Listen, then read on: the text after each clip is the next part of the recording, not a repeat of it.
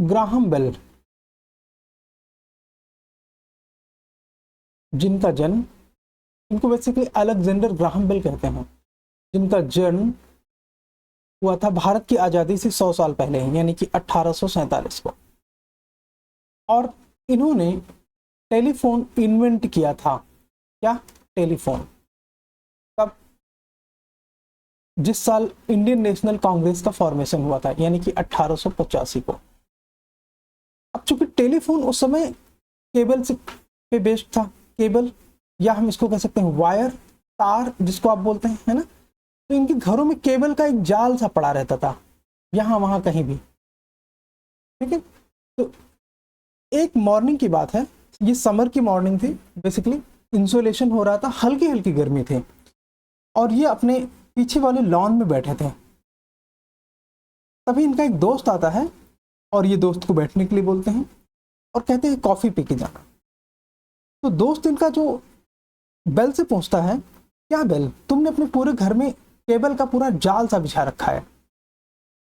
तो bell answer देते हैं, ग्राहम बेल की मैं बात कर रहा हूं, बेल आंसर देते हैं कि एक वक्त आएगा जब कम्युनिकेशन के लिए किसी भी वायर की जरूरत नहीं होगी।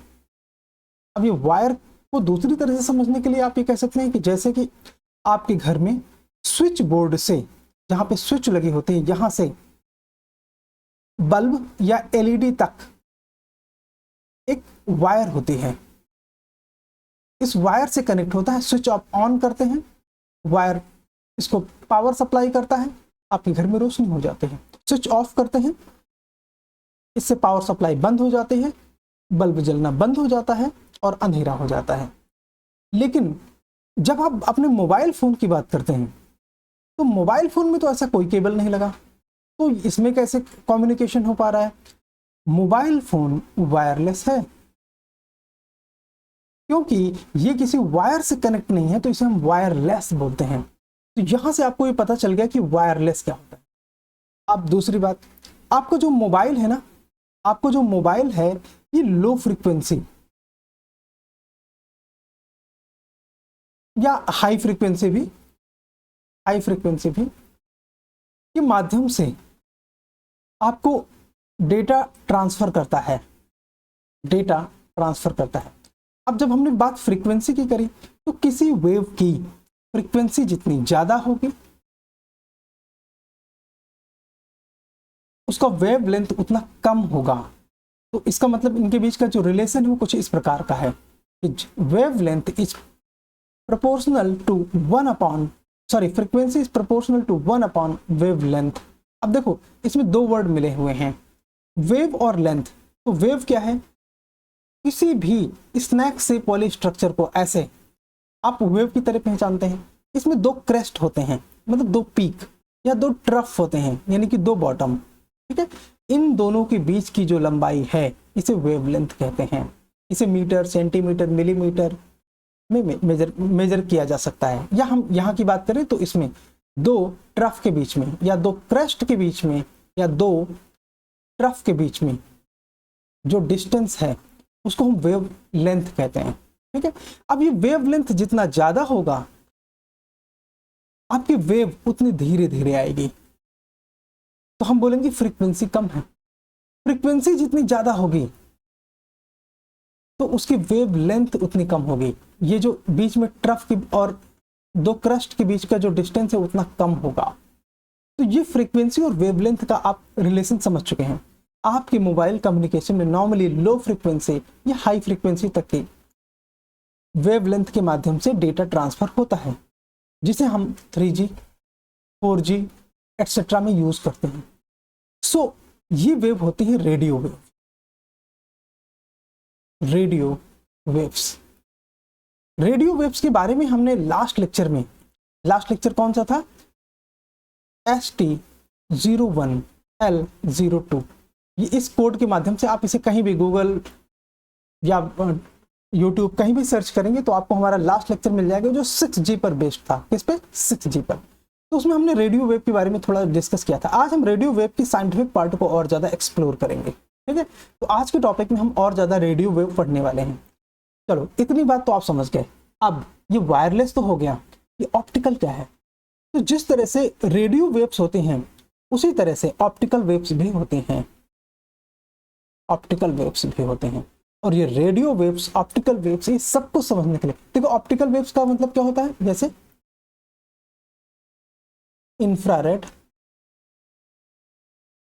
विजिबल लाइट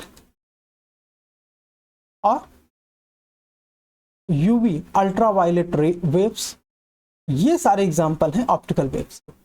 ठीक है, अगर थोड़ा सा इसमें हम और बात करेंगे फिर आगे चलते हैं। अगर बात करी जाए यूवी वेव्स की, सॉरी, अगर बात करी जाए यूवी वेव्स की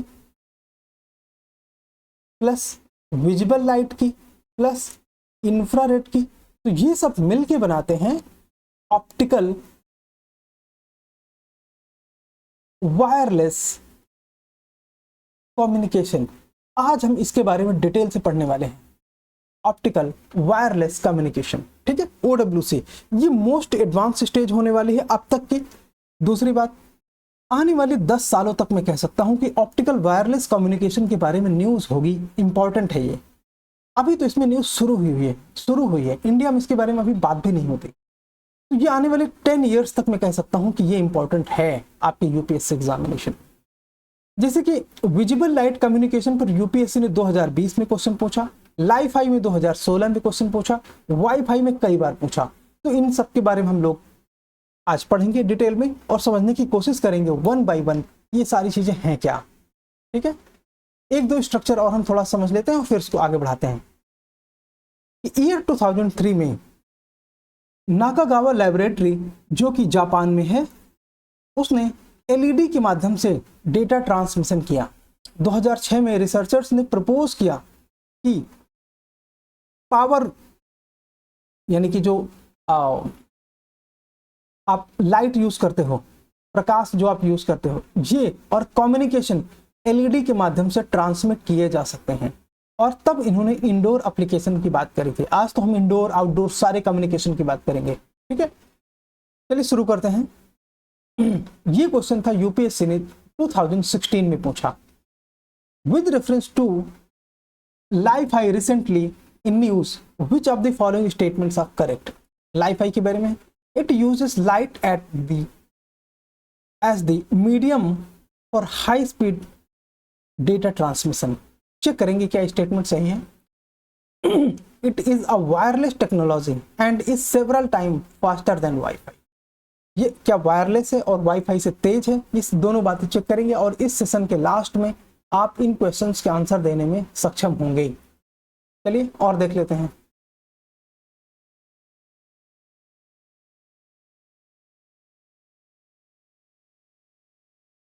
हाँ, ये क्वेश्चन आया 2020 में, with reference to visible light communication technology which of the following statements are correct।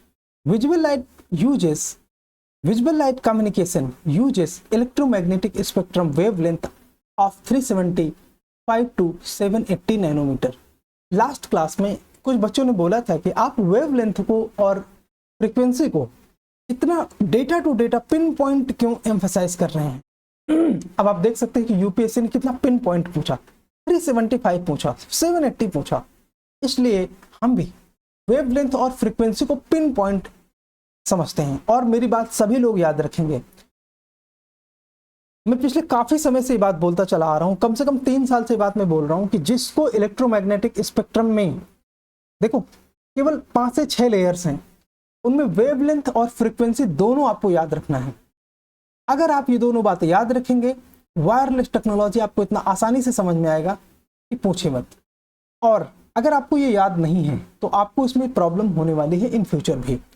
तो मेरी बात आप अच्छे से दिमाग में बैठा लीजिए, अपने हाथों से इलेक्ट्रोमैग्नेटिक स्पेक्ट्रम बनाइए, उसमें एक इमेजिनेटिव पिक्चर, नॉट ऐसा नहीं कि बहुत ही नपातोला हो, और उसमें वेवलेंथ और फ्रीक्वेंसी को मार्क कीजिए, लिखिए और उसे याद करिए। ज़्यादा नहीं, केवल 5 से 6 लेयर्स हैं, वो आपको याद हो जाएंगे तो बाकी चीज़ें आपके लिए एकदम आसान हो जाएंगी। चलिए, आई होप कि आप इलेक्ट्रोमैग्नेटिक स्पेक्ट्रम याद करेंगे। समझाने का काम हम बराबर कर रहे हैं कि वो किस तरह से यूज है हमारी लाइफ में उसका, तो वो सारी चीज़ें आपके सामने आएंगी। Visible light communication is long range optical wireless. Long range है क्या? और चेक करेंगे। Visible light communication can transmit amount of data faster than Bluetooth. तो क्या ये ब्लूटूथ से ज़्यादा तेज काम करता है? ब्लूटूथ किस टेक्नोलॉजी पे काम करता है? आने वाले दिनों में हम इसकी भी बात करेंगे। रिमोट किस टेक्नोलॉजी में काम करता है? टेलीविजन वाला रिमोट, उसके बारे में भी हम बात करेंगे। VLC has no electromagnetic interference. क्या इसमें इंटरफेरेंस होता है VLC में, है या नहीं? ये सब बातें हमें पता चलेंगी अगर हम आज की सेशन को अच्छे से देखते हुए समझते हुए आगे बढ़ेंगे तो। सो फ्रेंड्स, जैसा कि आपको पता है कि साइंस एंड टेक हम लोग 9 यूनिट्स में पढ़ने वाले हैं और ये पहला यूनिट चल रहा है जिसमें हम IT एंड डिजिटल के बारे में बात कर रहे हैं। यूपीएससी का कट ऑफ बहुत कम जाता है, ये आप देख सकते हैं 2022 का कट ऑफ है और 2023 का कट ऑफ और कम रहने वाला है। 2024 में भी अगर ऐसा क्वेश्चन आया और अगर आपने साइंस टेक के हमारे लेक्चर्स फॉलो कर लिए, गारंटी है कि आप 100+ स्कोर करेंगे। प्रीलिम्स 2024 के लिए IT एंड डिजिटल में हम लोग ये टॉपिक पढ़ने वाले हैं जिसमें हम लोग 5G पढ़ चुके हैं लेक्चर 1 में, 6G लेक्चर 2 में पढ़ चुके हैं। आज हम visual light communication, wifi, Li-Fi and optical wireless communication के बारे में डिटेल से पढ़ेंगे। सो ये लेक्चर बेसिकली बेस्ड है इंफॉर्मेशन कम्युनिकेशन एंड टेक्नोलॉजी पर। आइए शुरू करते हैं। क्या है wireless communication in optical sense? तो हमने वायरलेस समझ लिया कि 2 पॉइंट से 2 पॉइंट के बीच में A to B कोई भी कम्युनिकेशन हो रहा है जिसमें कि वायर का इस्तेमाल नहीं है तो वो वायरलेस हो गया। ऑप्टिकल का क्या मतलब है कि इसमें जो वेव ट्रांसफर हो रही है वो ऑप्टिकल मतलब light as a medium use हो रहा है।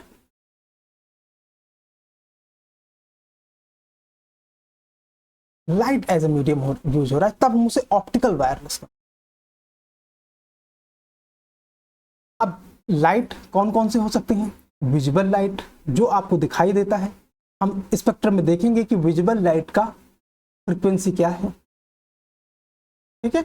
इंफ्रारेड और अल्ट्रावायलेट लाइट, ये तीनों हम आज स्पेक्ट्रम में देखेंगे और हमें पता चल जाएगा कि ऑप्टिकल वायरलेस कम्युनिकेशन किन किन फ्रीक्वेंसीज में या किन किन वेवलेंथ में पॉसिबल है। सो ये अनगाइडेड है, हाँ।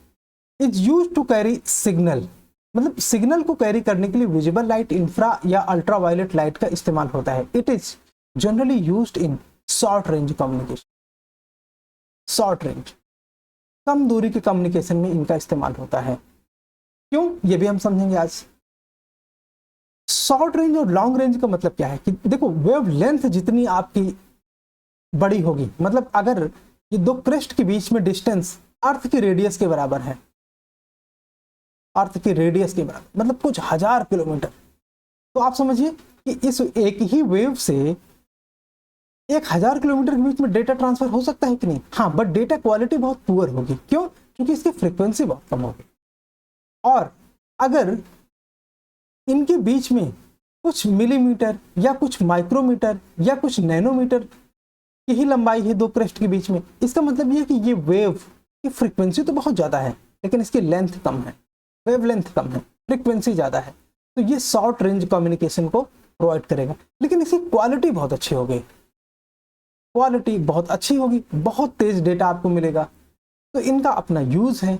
इसीलिए विजिबल लाइट, इंफ्रारेड और ultraviolet communication short range communication को सपोर्ट करते हैं, जो कि हम वायरलेस, ऑप्टिकल वायरलेस कम्युनिकेशन के अंतर्गत आज समझने वाले हैं।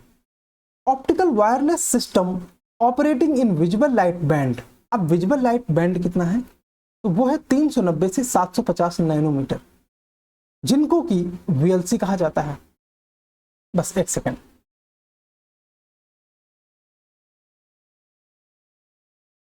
हाँ, हम बात कर रहे थे कि अगर ऑप्टिकल वायरलेस कम्युनिकेशन, जैसे यहाँ पे विजिबल लाइट लिखा है ना, तो उसका जो बैंड है वो कितना है? 390 से 750 नैनोमीटर। हम अब आप फिर याद करो, जब हम 5G पढ़ रहे थे तो हम मिलीमीटर की बात कर रहे थे, मिलीमीटर की बात कर रहे थे। जब हम 6G पढ़ रहे थे तब हम टेराहर्ट्ज की बात कर रहे थे। टेराहर्ट्ज मतलब कुछ माइक्रोमीटर में, माइक्रोमीटर में। अब मिलीमीटर से बहुत स्मॉल साइज होता है माइक्रोमीटर का, माइक्रोमीटर से बहुत स्मॉल साइज होता है नैनोमीटर का। करीब 1000 गुने का अंतर है इन तीनों में, ठीक है। छोटा होना, तो नैनोमीटर में बात कर रहे हैं।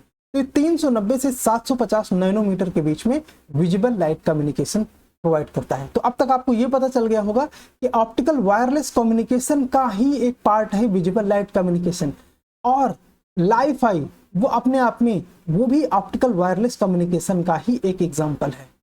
लाईफाई, लाइट फिडेलिटी, वो भी हम सब समझेंगे थोड़ी देर बाद। There has also been growing interest in ultraviolet communication. देखो, हम लाईफाई की बात करेंगे तब हमें पता चल जाएगा कि लाईफाई बेसिकली दो चीजों पे बेस्ड है। लाईफाई बेस्ड है इंफ्रारेड फ्रीक्वेंसीज पर and visible light, visible light.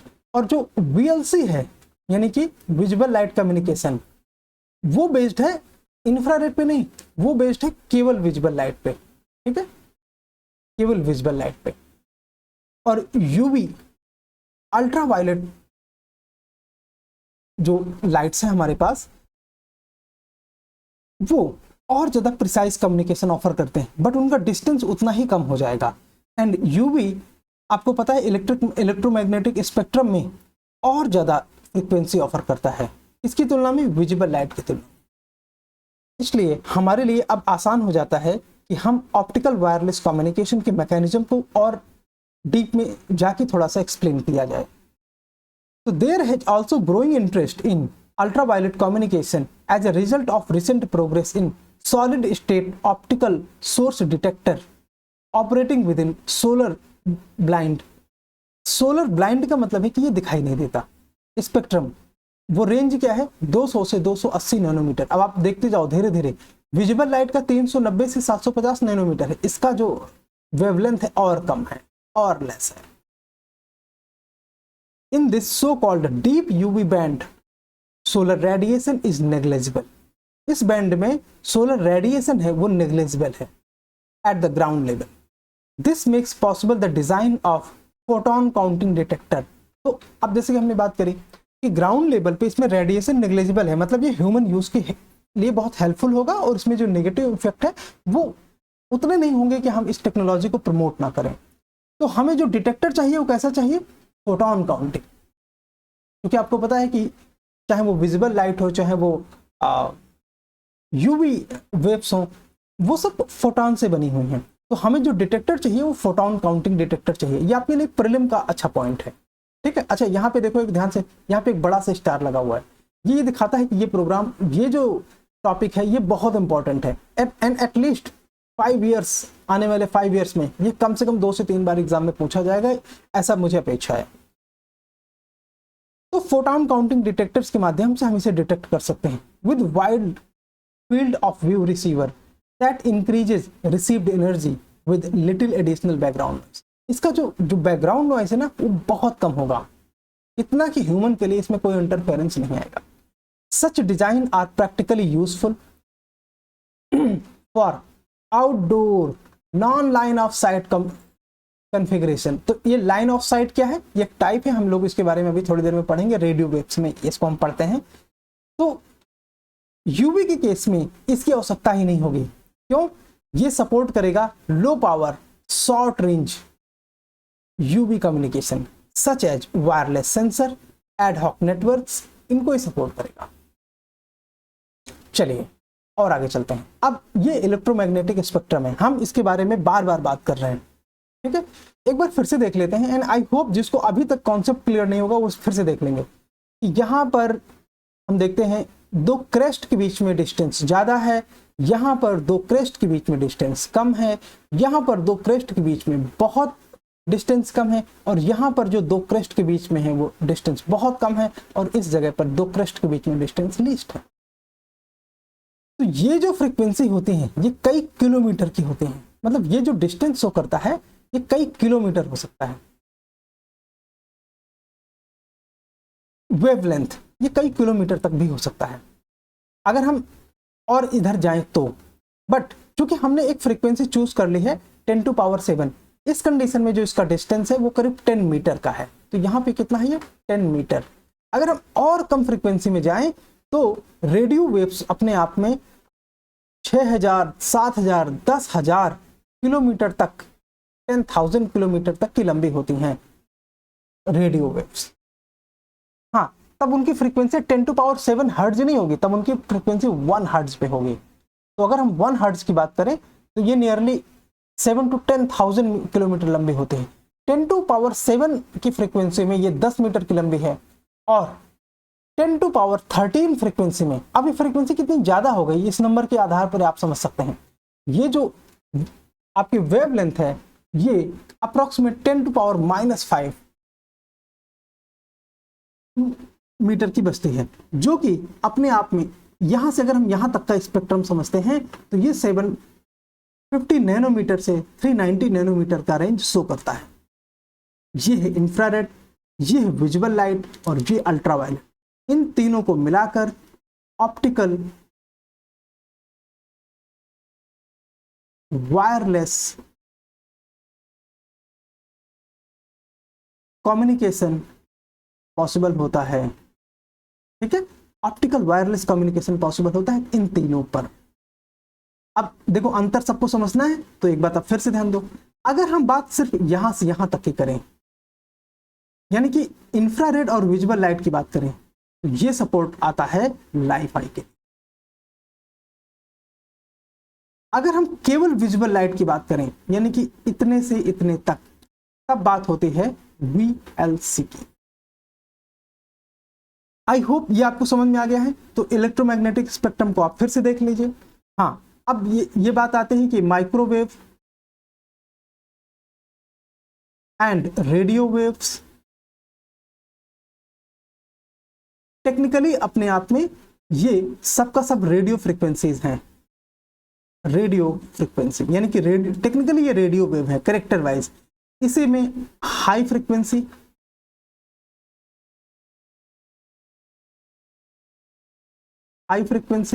Very high frequency, ultra high frequency, और इसी तरह के और उससे भी ज्यादा तेज की high frequency, extremely high frequency, ये इसके सब टाइप्स हैं जो कि हम रेडियो फ्रीक्वेंसी के तहत पढ़ेंगे।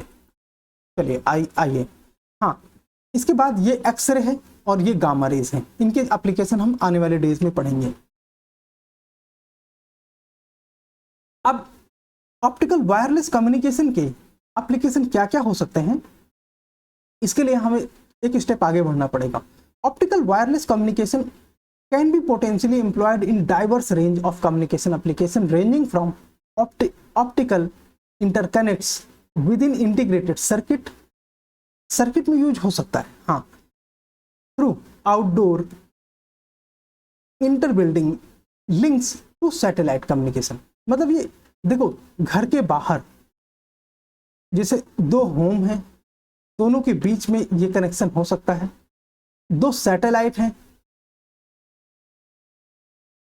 ये सैटेलाइट हैं, इनके बीच में इसमें कम्युनिकेशन हो सकता है। सैटेलाइट स्पेस में होते हैं, ठीक है, तो इसके माध्यम से भी कम्युनिकेशन हो सकता है। अब वो कम्युनिकेशन कैसे पॉसिबल होता है, उसके 5 क्लासिफिकेशन हम करते हैं और एक एक समझते हैं, तो हमें पता चल जाएगा कि कौन सा कम्युनिकेशन किसके लिए यूजफुल है। और एप्लीकेशन बेस्ड जो भी क्वेश्चन आते हैं आपके यूपीएससी प्री में, वो आप इससे कर पाओगे। अल्ट्रा शॉर्ट रेंज का मतलब है एकदम कम दूरी के लिए, तो ये चिप टू चिप कम्युनिकेशन के लिए बात कर रहा है। ठीक है, जैसे कि मान लीजिए किसी डिवाइस में बहुत सारी चिप्स लगी हैं ऐसे, तो इनके बीच में अगर कम्युनिकेशन कराना हो तो हम अल्ट्रा शॉर्ट रेंज कम्युनिकेशन करा सकते हैं, मतलब इनकी फ्रीक्वेंसी बहुत ज्यादा होगी। फिर हम बात करते हैं शॉर्ट रेंज की, तो ये वायरलेस बॉडी एरिया नेटवर्क इसको कहते हैं। क्यों कहते हैं ऐसा? Because wireless personal area network application under, अच्छा क्यों कहते हैं? बिकॉज ये जितना एक ह्यूमन बॉडी है ना, इतना डिस्टेंस के बीच में कम्युनिकेशन ऑफर करता है। एक टर्म आएगा, इस पे हम थोड़ा सा अटेंशन पे करेंगे और अभी इस स्लाइड के बाद उस पे डिस्कस करेंगे कि वायरलेस बॉडी एरिया नेटवर्क है, ये कौन सा स्टैंडर्ड फॉलो करता है। तो एक स्टैंडर्ड होता है जिसको IEEE 802.15.7 अंडर वाटर, सॉरी, ये स्टैंडर्ड मानव जो बॉडी है वो स्टैंडर्ड सेट करती है वायरलेस कम्युनिकेशन के लिए। हम लोग इसके बारे में भी थोड़ी देर में बात करने वाले हैं। तो शॉर्ट रेंज के लिए हाँ, शॉर्ट रेंज जो कम्युनिकेशन है वो कहाँ कहाँ पे यूज होता है, तो अंडर वाटर कम्युनिकेशन के लिए यूज होता है, दो ह्यूमंस के बीच में शॉर्ट डिस्टेंस के लिए यूज होता है, पर्सनल एरिया के लिए यूज होता है, आप इसे एक कमरे के अंदर यूज कर सकते हैं। मीडियम रेंज के लिए कहाँ कहाँ यूज हो सकता है, तो एक घर के अंदर, इंडोर, विजिबल लाइट कम्युनिकेशन इसका पार्ट है, मतलब दो बिल्डिंग्स के बीच में, दो गाड़ियों के बीच में इसमें इस्तेमाल किया जा सकता है। वायरलेस लोकल एरिया नेटवर्क, जो एक कम्युनिटी कॉलोनी के अंदर हम एरिया नेटवर्क बनाते हैं वो। इंटर व्हीकुलर, दो गाड़ियों के बीच में, जैसे मान लो दो गाड़ियां हैं जा रही हैं, इनके बीच में कम्युनिकेशन स्टैब्लिश किया जा सकता है, तो उसके लिए मीडियम रेंज के वेव्स का इस्तेमाल होगा। फिर व्हीकल टू इंफ्रास्ट्रक्चर, यानी कि एक गाड़ी से, ये एक कार है और ये एक बिल्डिंग है ना, ये एक बिल्डिंग है, तो इस बिल्डिंग और इस कार के बीच में जो कम्युनिकेशन स्टैब्लिश किया जा सकता है उसके लिए भी हमें मीडियम रेंज की वेव्स चाहिए। और लॉन्ग रेंज का मतलब इंटर बिल्डिंग कनेक्शंस, दो बिल्डिंग के बीच में, जैसे किसी टाउन के लिए आप इसे स्टैब्लिश कर सकते हैं। Also called free space optical communication, FSO, तो उसके लिए हमें लॉन्ग रेंज का इस्तेमाल करना पड़ेगा। फिर बात आती है अल्ट्रा लॉन्ग रेंज, यानी कि बहुत ज़्यादा, जैसे इसमें आप एक टाउन, एक सिटी के बीच में कर सकते हैं, बट ये कई 1000 किलोमीटर को सपोर्ट नहीं करेगा। लेकिन अल्ट्रा लॉन्ग रेंज जो कम्युनिकेशन है वो लेजर बीम के माध्यम से दो सैटेलाइट के बीच में, जैसे अभी हमने बात करी थी ना, दो सैटेलाइट के बीच में कम्युनिकेशन ऑफर करता है।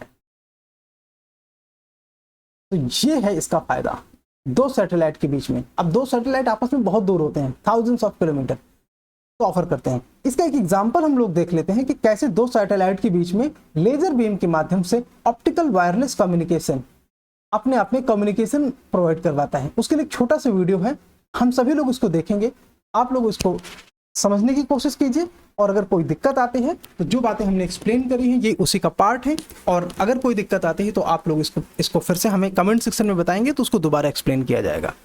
चलिए अटेंटिव रहिए, ईयरफोन लगाइए और सुनिए।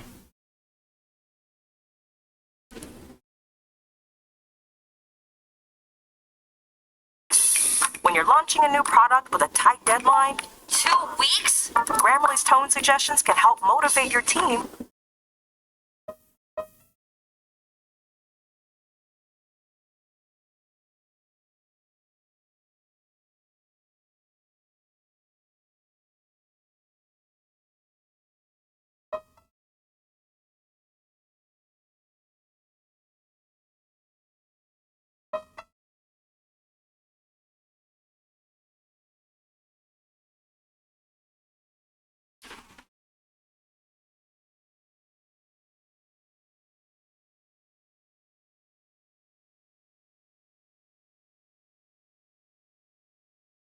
आपको ये पीडीएफ जो मिल जाएंगे, तो पीडीएफ में ये आप क्लिक करके भी देख सकते हो और आप समझ सकते हो कि ये किस तरह से ऑपरेट होता है। हालांकि जैसे मुझे लगता है कि ये उतना अच्छा प्ले नहीं हो पाया, एक बार फिर से इसे प्ले करते हैं, छोटा सा वीडियो है।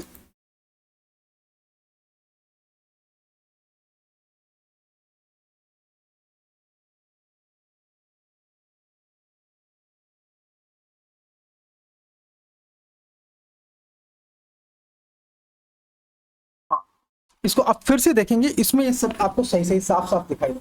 चलिए फिर से देखते हैं। ये लेजर बीम्स के माध्यम से बहुत लॉन्ग डिस्टेंस तक के कम्युनिकेशन को स्टैब्लिश कर रहा है। कई सारी अपार्टमेंट्स, बिल्डिंग जो बहुत दूर दूर तक की हैं, उनके बीच में ये कम्युनिकेशन स्टैब्लिश हो रहा है, आप इसमें देख सकते हैं। अब हम देखेंगे कैसे तीन सैटेलाइट के बीच में कम्युनिकेशन स्टैब्लिश हुआ। जस्ट सेकेंड, यहाँ पे देखेंगे कि ये सैटेलाइट्स के बीच में ये कम्युनिकेशन को स्टैब्लिश कर पा रहा है। ये तीन सैटेलाइट आपस में कम्युनिकेट कर रहे हैं और इनके बीच में जो डिस्टेंस है, यू कैन इमेजिन कि they will be in thousands of kilometre और माइल्स, और even they can be in some light years. This is as much distant.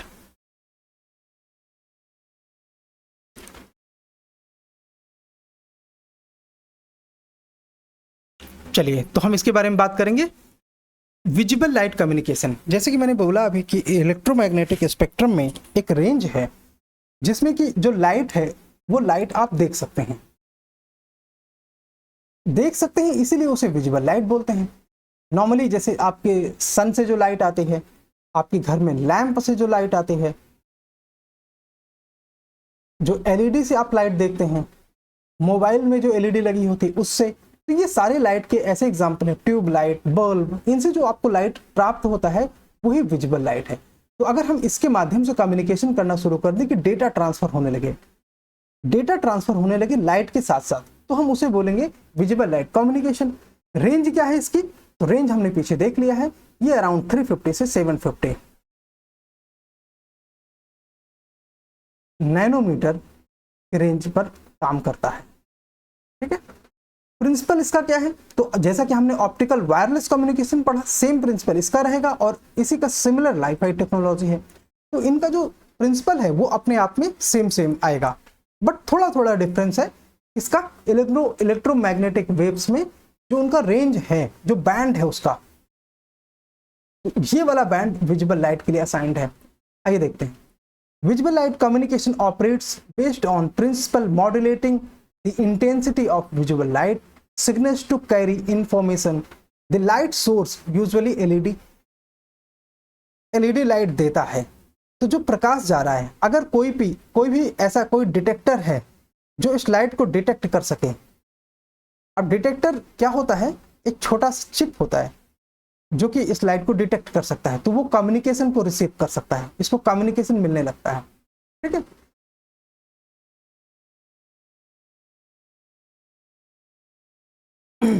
the light source, usually LED, is rapidly switched off and on or modulated at high frequency that is imperceptible to human eye. अब देखो, ये जो data है ना, ये data transfer होगा, लेकिन ये ह्यूमन को परसेप्टेबल नहीं होगा। तो इस रेंज पर हम जो डेटा कम्युनिकेशन देखते हैं वो विजिबल लाइट कम्युनिकेशन का एग्जाम्पल है। दिस मॉड्यूलेशन इनपुट डेटा, देखिए ये इसी मॉड्यूलेशन की बात होती है। जब आप स्विच ऑन स्विच ऑफ करते हैं तो इसमें जब स्विच ऑन करते हैं तो डेटा इनकोड होता है और डिटेक्टर उसे डिकोड कर लेता है। तो encode data and light, sensor receiver. Sensor आपका एलईडी है, सेंसर और रिसीवर, ये एलईडी से आपका डेटा जाता है और सेंसर जिसकी अभी हमने बात करी, ये डिटेक्टर या रिसीवर, ये डेटा को डिटेक्ट करता है, इससे लाइट से, और इसे कम्युनिकेशन में कन्वर्ट करता है। अच्छा, डेटा के लिए दूसरा एग्जांपल क्या है? जैसे कि आप वाईफाई यूज करते हो ना, मान लीजिए कि आप सिम कार्ड वाला मोबाइल फोन यूज करते हो 4G, आप देखते हो कि अगर आपको डेली 1 GB डेटा मिल रहा है तो हम उसी डेटा की बात कर रहे हैं। ये जो 1 GB डेटा है, तो इसी तरह की हम डेटा की बात कर रहे हैं, बट यहाँ पे डेटा की क्वांटिटी, क्वालिटी बहुत ज़्यादा है, स्पीड बहुत ज़्यादा है। ये आपके नॉर्मल मोबाइल 4G, 5G या 6G के ऊपर की बात है। Both radio frequency and visible light communication utilise electromagnetic radiation to transfer data. देखो, जो इलेक्ट्रोमैग्नेटिक स्पेक्ट्रम है उसी के रेडिएशन को इस्तेमाल करते हैं अलग अलग वेव्स पर, इसीलिए हम रेडियो फ्रीक्वेंसी को और विजिबल लाइट कम्युनिकेशन को इलेक्ट्रोमैग्नेटिक रेडिएशन के माध्यम से प्राप्त करते हैं। इसीलिए अगर ये कहा जाए कि बोथ आर इलेक्ट्रोमैग्नेटिक वेव, तो आंसर होगा yes. Visible light communication is subset of optical wireless communication technology. जैसे कि अभी हमने बात करी, 3 मॉड्यूलेशन टेक्निक्स हैं: on off keying, variable pulse position modulation, colour shift keying. अब देखो, ऑन ऑफ में क्या है कि आप स्विच ऑन करते हो, ऑफ करते हो। अगर ये जल्दी जल्दी जाए तो लाइट की बीम जाएगी और फिर अगले पल नहीं जाएगी, फिर जाएगी, फिर नहीं जाएगी, फिर, तो इस तरह से जो मॉड्यूलेशन होगा वो क्रिएट होगा और डिटेक्टर डेटा प्राप्त करेगा, रिसीवर डेटा प्राप्त करेगा। तो ये तो हुआ on off keying. Variable pulse technology, अब इसमें क्या है कि इसमें जो आपका एलईडी है, ये पल्स एलईडी है, ये पल्स के माध्यम से डेटा ट्रांसफर करती जाती है। ठीक है, ह्यूमन आई ये कब ऑफ हो रहा है, ऑन हो रहा है, इसे महसूस नहीं कर सकते। कलर शिफ्ट का मतलब, अब देखो विजिबल लाइट में बहुत सारे कलर होते हैं, रेड टू ब्लू या ब्रिंजल कह सकते हैं, हाँ, रेड टू ब्लू। तो इसमें अगर हम अलग अलग कलर को अलग अलग टाइम में भेजते जाते हैं, तो फिर वही उसी तरह का पल्स क्रिएट होता है, और इस तरह से भी ये मॉड्यूलेशन क्रिएट होगा। मॉड्यूलेशन क्रिएट होगा तो कम्युनिकेशन एस्टैब्लिश हो जाएगा, कम्युनिकेशन एस्टैब्लिश हो जाएगा। तो अगर यूपीएससी अगली बार क्वेश्चन पूछ ले कि ऑन ऑफ कीइंग किससे रिलेटेड है, विजिबल लाइट कम्युनिकेशन से रिलेटेड है। वेरिएबल पल्स पोजीशन किससे रिलेटेड है, विजिबल लाइट कम्युनिकेशन से रिलेटेड है। कलर शिफ्ट कीइंग किससे रिलेटेड है, विजिबल लाइट कम्युनिकेशन से। ये बात आपको ध्यान रखनी। आप रेडियो वेव्स इसमें टिक नहीं करेंगे। हाँ, फिर से जैसे हमने बात करी थी इंफ्रारेड, विजिबल लाइट और अल्ट्रावायलेट वेव्स, ये तीनों पार्ट हैं ऑप्टिकल वायरलेस कम्युनिकेशन के। लेकिन अगर हम सिर्फ इंफ्रारेड या विजिबल लाइट की बात करें तो ये पार्ट है लाईफाई का। अभी लाइट फिडेलिटी क्या होता है अभी हम डिस्कस करने वाले हैं, लेकिन केवल अगर हम विजिबल लाइट की बात करें तो उसका रेंज सिर्फ इतना है, 380 नैनोमीटर से 750 नैनोमीटर। यूपीएससी ने क्वेश्चन में दिया था 375, तो वो सही होगा। स्टेटमेंट याद है ना जो यूपीएससी 2020 में क्वेश्चन में दिया गया था, ये सही होगा। और इसका रेंज देखो, रेड टू वायलेट कहना चाहिए, रेड टू ब्लू कहना अपने आप में सफिशिएंट नहीं था। हाँ, ये हमारा विजिबल लाइट का बैंड है, ये हमारा बैंड है विजिबल लाइट का, यहां से यहां तक।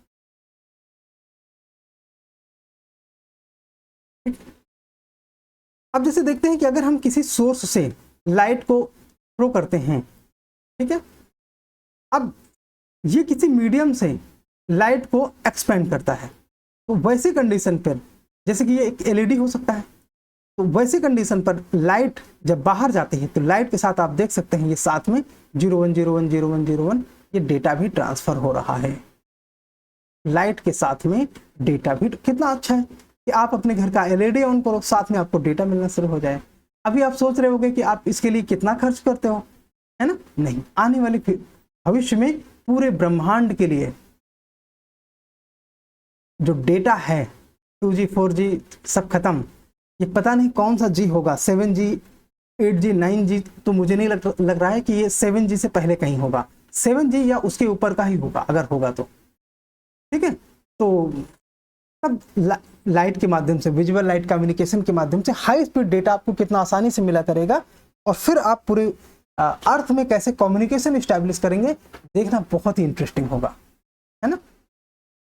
तो जैसे किसी सोर्स से लाइट निकलती है, लाइट के साथ डेटा निकलता है, डेटा स्प्रेड होता है। जैसे मान लेते ये एग्जांपल ले लेते हैं, ये एक एलईडी है, इस एलईडी के माध्यम से जो लाइट निकलती है उसको एक प्लांट यानी कि पौधा, हाँ गमले वाला पौधा, उसको लाइट मिलता है, उसको लाइट चाहिए, लेकिन टीवी को डेटा चाहिए, टीवी को लाइट नहीं चाहिए। तो एक ही एलईडी से आपको रोशनी और डेटा, ये जीबी वाला डेटा, जीबी टीबी वाला डेटा, टीबी का मतलब टेराबाइट से हम बात कर रहे हैं, ये वाला डेटा आपको इसके लिए मिल जाएगा। या दूसरा एग्जांपल ले लेते हैं कि एक एलईडी है, इससे डेटा मिल रहा है एक प्रिंटर को भी और एक डेस्कटॉप को भी, आपस में इनमें वायर की जरूरत ही नहीं है, केबल की जरूरत ही नहीं है। और कोई तीसरा पर्सन उसी एलईडी से, देखो यहाँ पे बहुत सारी एलईडी लगी है, तो मतलब ये कि उसको इंटेंस करने के लिए, अगर एक कमरे में जितनी इंटेंस लाइट होगी उतना ही आपका डेटा अच्छी क्वालिटी का होगा, ज्यादा उसकी स्पीड होगी। लेकिन उसके लिए क्या होना चाहिए कि इस कमरे में जो लाइट है वो बहुत इंटेंस होना चाहिए, तो इसीलिए हमने इसमें कई सारी एलईडी लगा रखी हैं। इसीलिए कहा जाता है कि visible light communication indoor communication के लिए अच्छा है, ठीक है, इंडोर कम्युनिकेशन के लिए। आउटडोर के लिए अगर यूवी है तो वो ज्यादा अच्छा है, क्योंकि यूवी में इंटेंस होने की जरूरत नहीं है। वीएलसी के माध्यम से आपको एक कमरा है, बंद कमरा है, और इसके माध्यम से आपको आसानी से लाइट प्राप्त होती है। जैसे यहाँ पे एक एलईडी लैंप है तो उसको भी लाइट प्राप्त हो रही है, उसमें भी डिटेक्टर लगा है, आसानी से सारी चीजें आप समझ सकते हैं। इसका एक और एग्जांपल देखते हैं, जैसे कि मान लो ट्रैफिक लाइट है।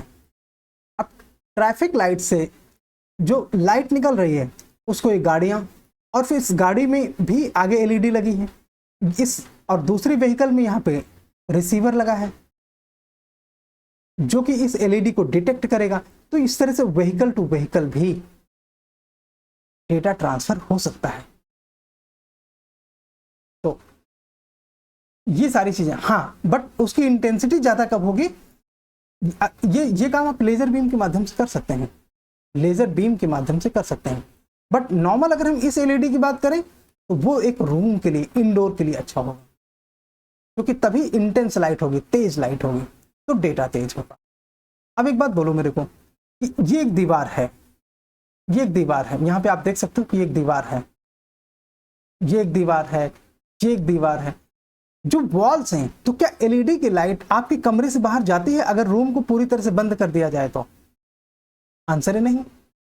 तो इसका मतलब यह है कि जो आप एलईडी के माध्यम से, यानी कि वीएलसी के माध्यम से जो आप डेटा प्राप्त करते हो, उसको इंटरसेप्ट नहीं किया जा सकता बाहर से, उसको हैक नहीं किया जा सकता।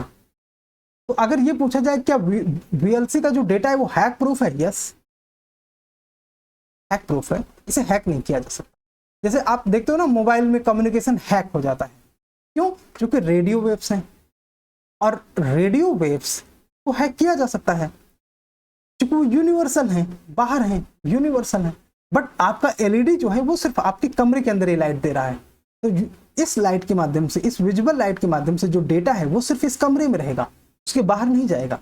अगर आपको उसके बाहर ले जाना है तो आप इस एलईडी लाइट को किसी दूसरे डिटेक्टर के माध्यम से, किसी दूसरे रिसीवर के माध्यम से दूसरे कमरे में भेज सकते हैं। अदरवाइज आपका डेटा आपकी लाइट के माध्यम से आपके कमरे के अंदर सेफ रहेगा और उसे बाहर से इंटरसेप्ट नहीं किया जा सकता, हैक नहीं किया जा सकता। इसका मतलब ये कि आने वाले टाइम में कम्युनिकेशन बहुत प्रूफ, सेफ होगा, बहुत सुरक्षित होगा जब वो वीएलसी से चलेगा। बस एक सेकंड में आता है।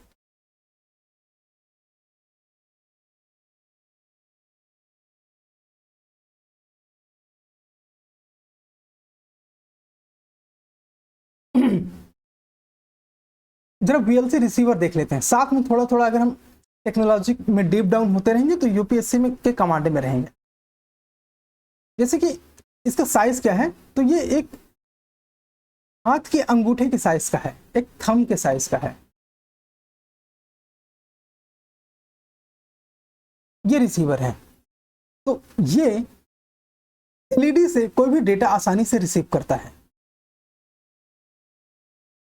Optical receiver for VLC can be divided into two categories, high data rate, low data rate.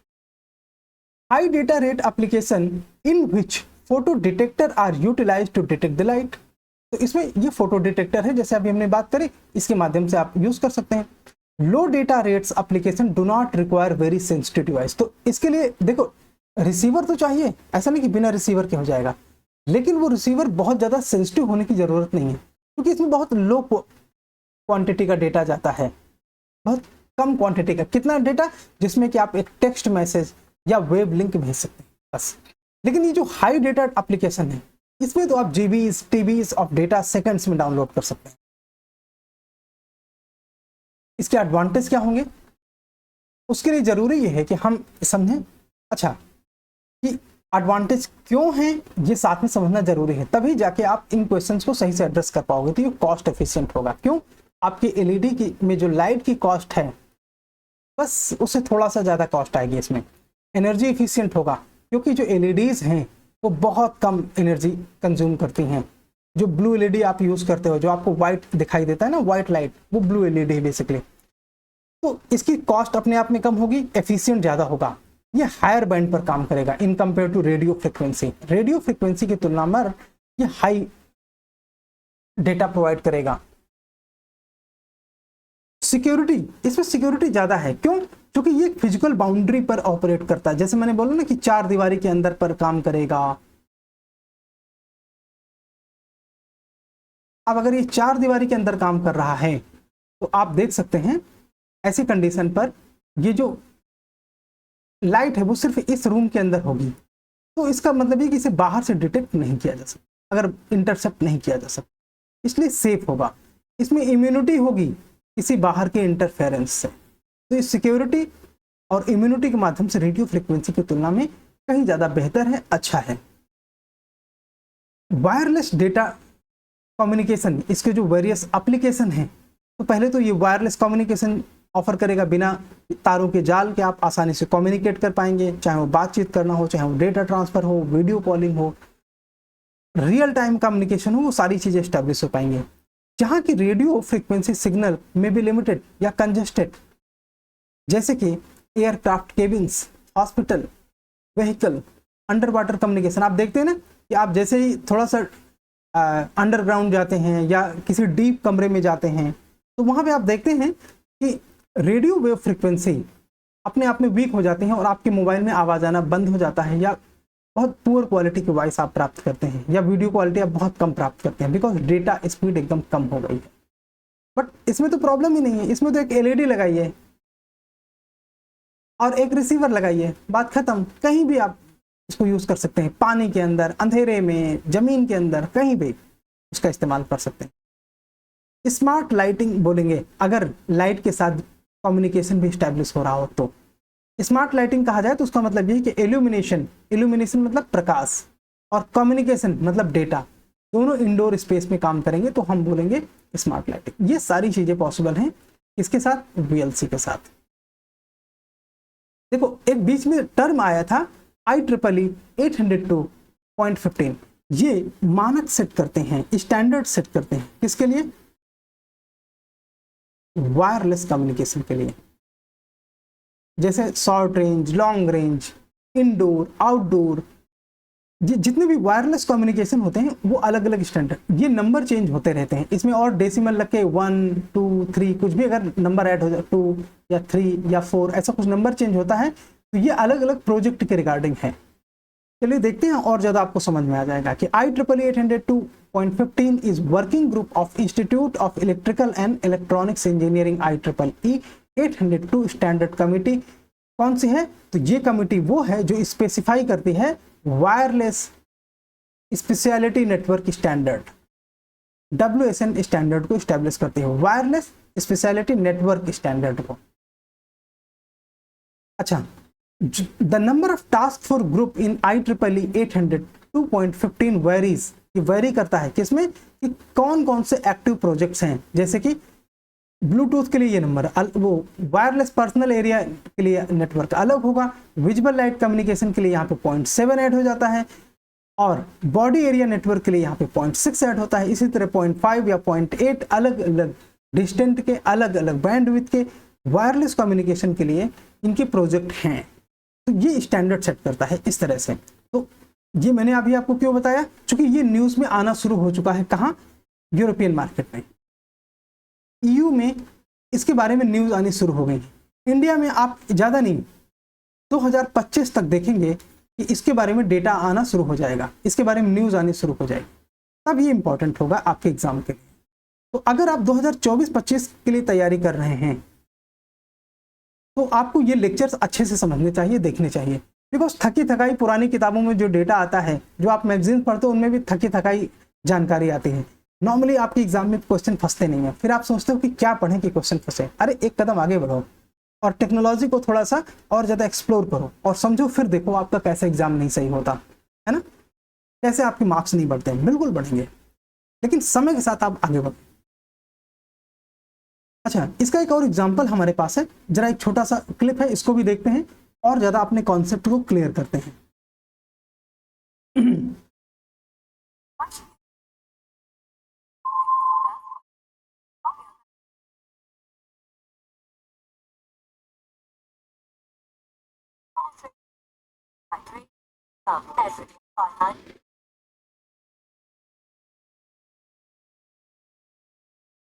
By 60% valid.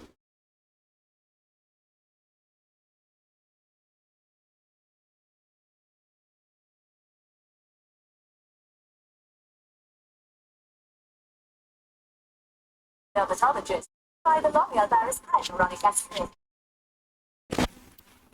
Long time ago.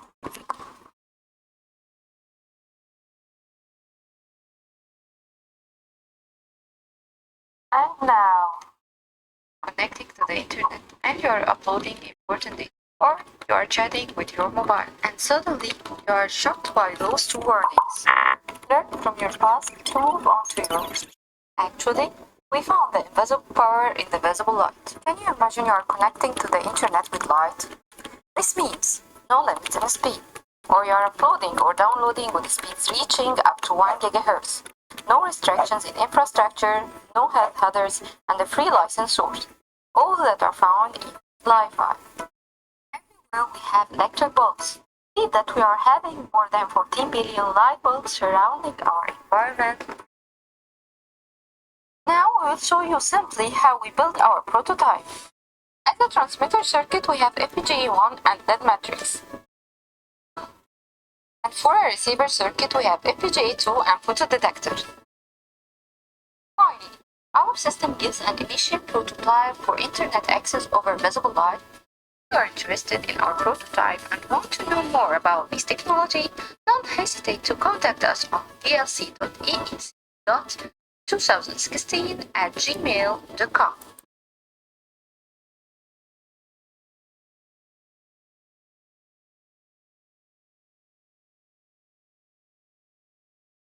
सो अब तक आपको समझ में आ गया होगा कि हम अब VLC से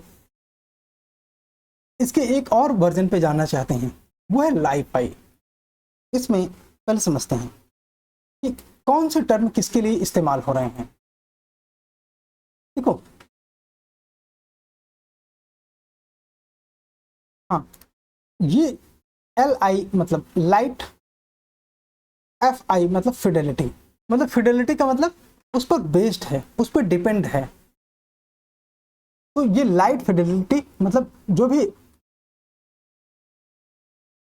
लाइट वेव्स होंगी तो उसमें विजिबल लाइट आता है और इंफ्रारेड। अब इंफ्रारेड आप देख नहीं सकते, इसलिए उसे विजिबल नहीं कहा जाता। इंफ्रारेड का एग्जांपल है जो आपका टीवी का रिमोट होता है ना, टीवी रिमोट होता है, उससे इंफ्रारेड निकलते हैं और वो आपको जो है देखो कैसे कम्युनिकेशन एस्टैब्लिश करता है आपके टीवी और आपके रिमोट के बीच में। तो वो इंफ्रारेड है। इन दोनों को अगर मिला दें, इन दोनों को हम स्टडी करते हैं Li-Fi, light Fidelity.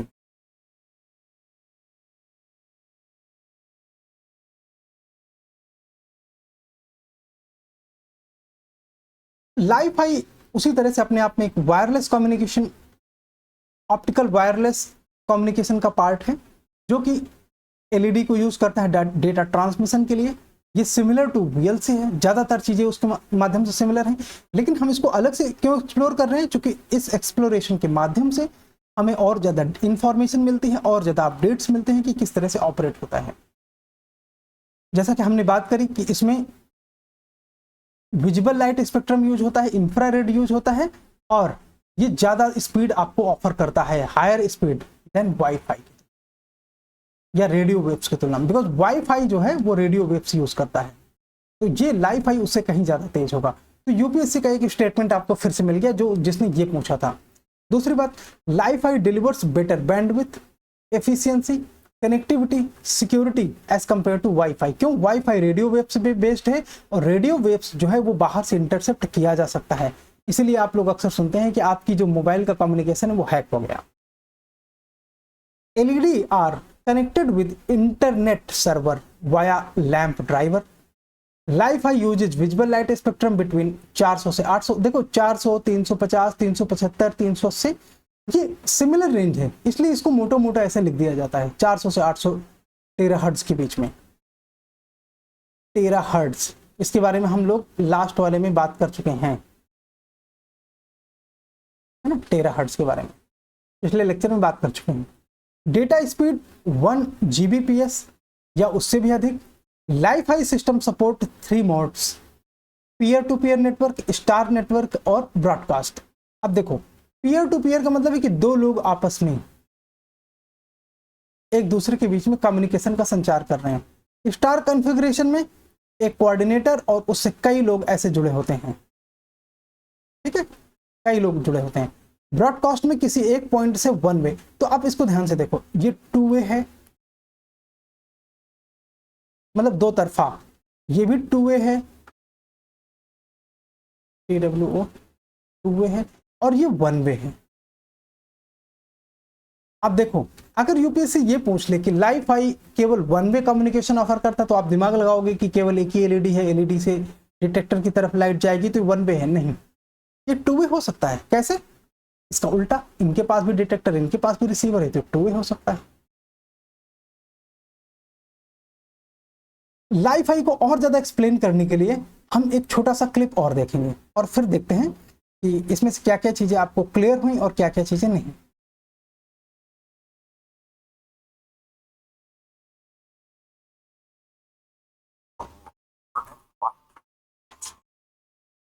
Lights in our homes, offices, cars, and even street lights, connecting us to high-speed wireless internet.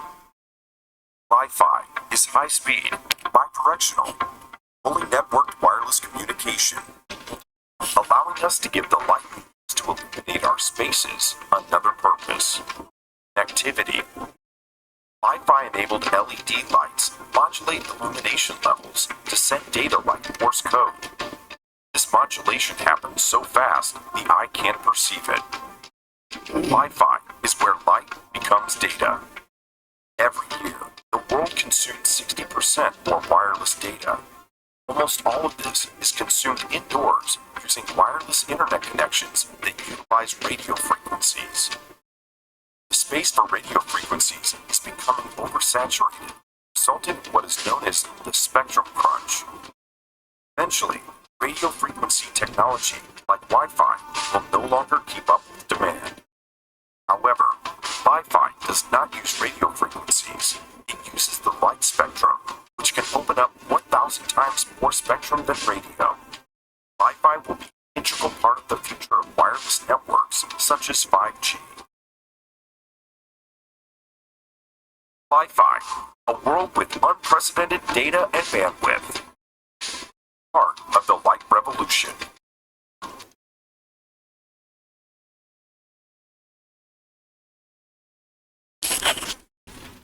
इस तरह से आपको ये पता चल जाता है कि क्यों 1000 गुना तेज होगा, इसमें डेटा स्पीड क्यों 1000 टाइम्स तेज होगी। इससे 5G 6G जो हाई एंड के कम्युनिकेशन है वो सारी चीज़ें स्टैब्लिश होंगी।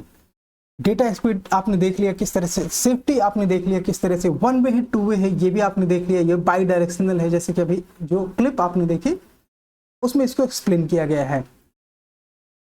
तो ये वाली बात हमने अभी डिस्कस करी है विजुअल्स के माध्यम से, वीडियो के माध्यम से, और आई डोंट थिंक इसमें अब आपको ज़्यादा कोई दिक्कत आ रही है। जैसे कि आप देख पा रहे हैं यहाँ पर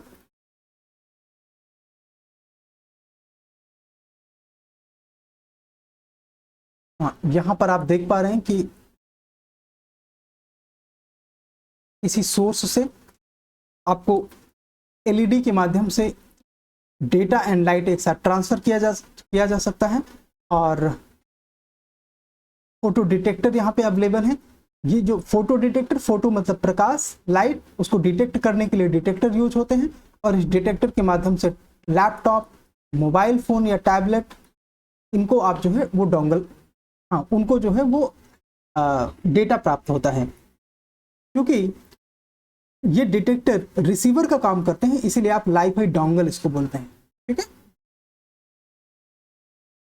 अब तो लाइव फाई और वीएलसी में अंतर क्या है, एक बात ध्यान दो, फिर यहाँ पे स्टार यूज हुआ। मतलब ये कि ये आपके एग्जाम के लिए बहुत इंपॉर्टेंट है। यही वो बात है जहां से क्वेश्चन बन सकता है। वीएलसी टेक्नोलॉजी जो यूज करता है वो विजिबल लाइट यूज करता है, स्पेक्ट्रम का विजिबल लाइट वाला पार्ट यूज करता है, जबकि LiFi any possible light spectrum के माध्यम से काम होगा, जिसमें एग्जांपल है विजिबल लाइट का, इंफ्रारेड का एग्जांपल इसमें हम लोग पढ़ते हैं। ठीक है, unlike VLC applications, infrared light is being tested in LiFi. देखो, वीएलसी के केस में इंफ्रारेड का इस्तेमाल नहीं होता, इंफ्रारेड को यूटिलाइज नहीं किया जाता है, जबकि लाइव फाई के केस में इंफ्रारेड का भी यूज किया जा सकता है। और इसमें जो स्पीड अचीव की गई है वो 40 Gbps तक है। खैर अभी इस तरह के बहुत डेटा और आने बाकी है, ये 1000 Gbps तक का आएगा, 1000 Gbps तक का डेटा इसमें आएंगे। So what is difference between LiFi and WiFi? जैसे कि हम बात कर रहे हैं वाईफाई के एग्जाम्पल क्या है। वाईफाई के एग्जाम्पल रेडियो वेव्स वाले कम्युनिकेशन है, जैसे मोबाइल में अभी आप डेटा प्राप्त करते हो, ब्लूटूथ में जो डेटा जाता है ना, इस तरह के जितने भी एग्जाम्पल हैं वो इसके एग्जाम्पल हैं वाईफाई के। Li-Fi stand for light fidelity, Wi-Fi stand for wireless fidelity. Both Li-Fi and Wi-Fi technology are mainly used for internet-based application. Li-Fi used light as a medium. देखो Li-Fi में जैसे हम बार बार बोल रहे हैं कि light as a medium use होगा, UPSC में ने यही स्टेटमेंट पूछा था। जबकि Wi-Fi इलेक्ट्रोमैग्नेटिक वेव्स यूज करता है, कैसे? रेडियो फ्रीक्वेंसी के माध्यम से, रेडियो फ्रीक्वेंसी का डेटा यूज करता है। Light undergoes reduced interference which when compared to radio waves. इसमें इंटरफेरेंस रेडियो वेव्स में ज़्यादा होता है, लाइट में ऐसा इंटरफेरेंस पॉसिबल नहीं है, बिकॉज ये एक फिजिकल बाउंड्री के अंदर यूज होता है।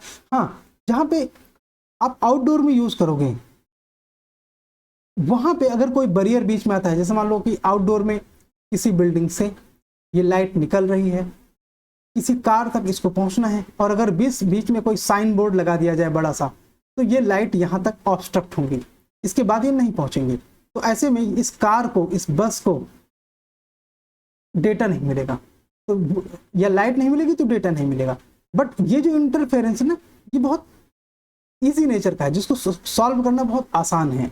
इसलिए इसमें ये बोला जाता है कि Li-Fi या VLC कम्युनिकेशन में इंटरफेरेंस से किसी भी प्रकार के, किसी इंटरसेप्शन से किसी प्रकार के आपको सेफ्टी मिलती है।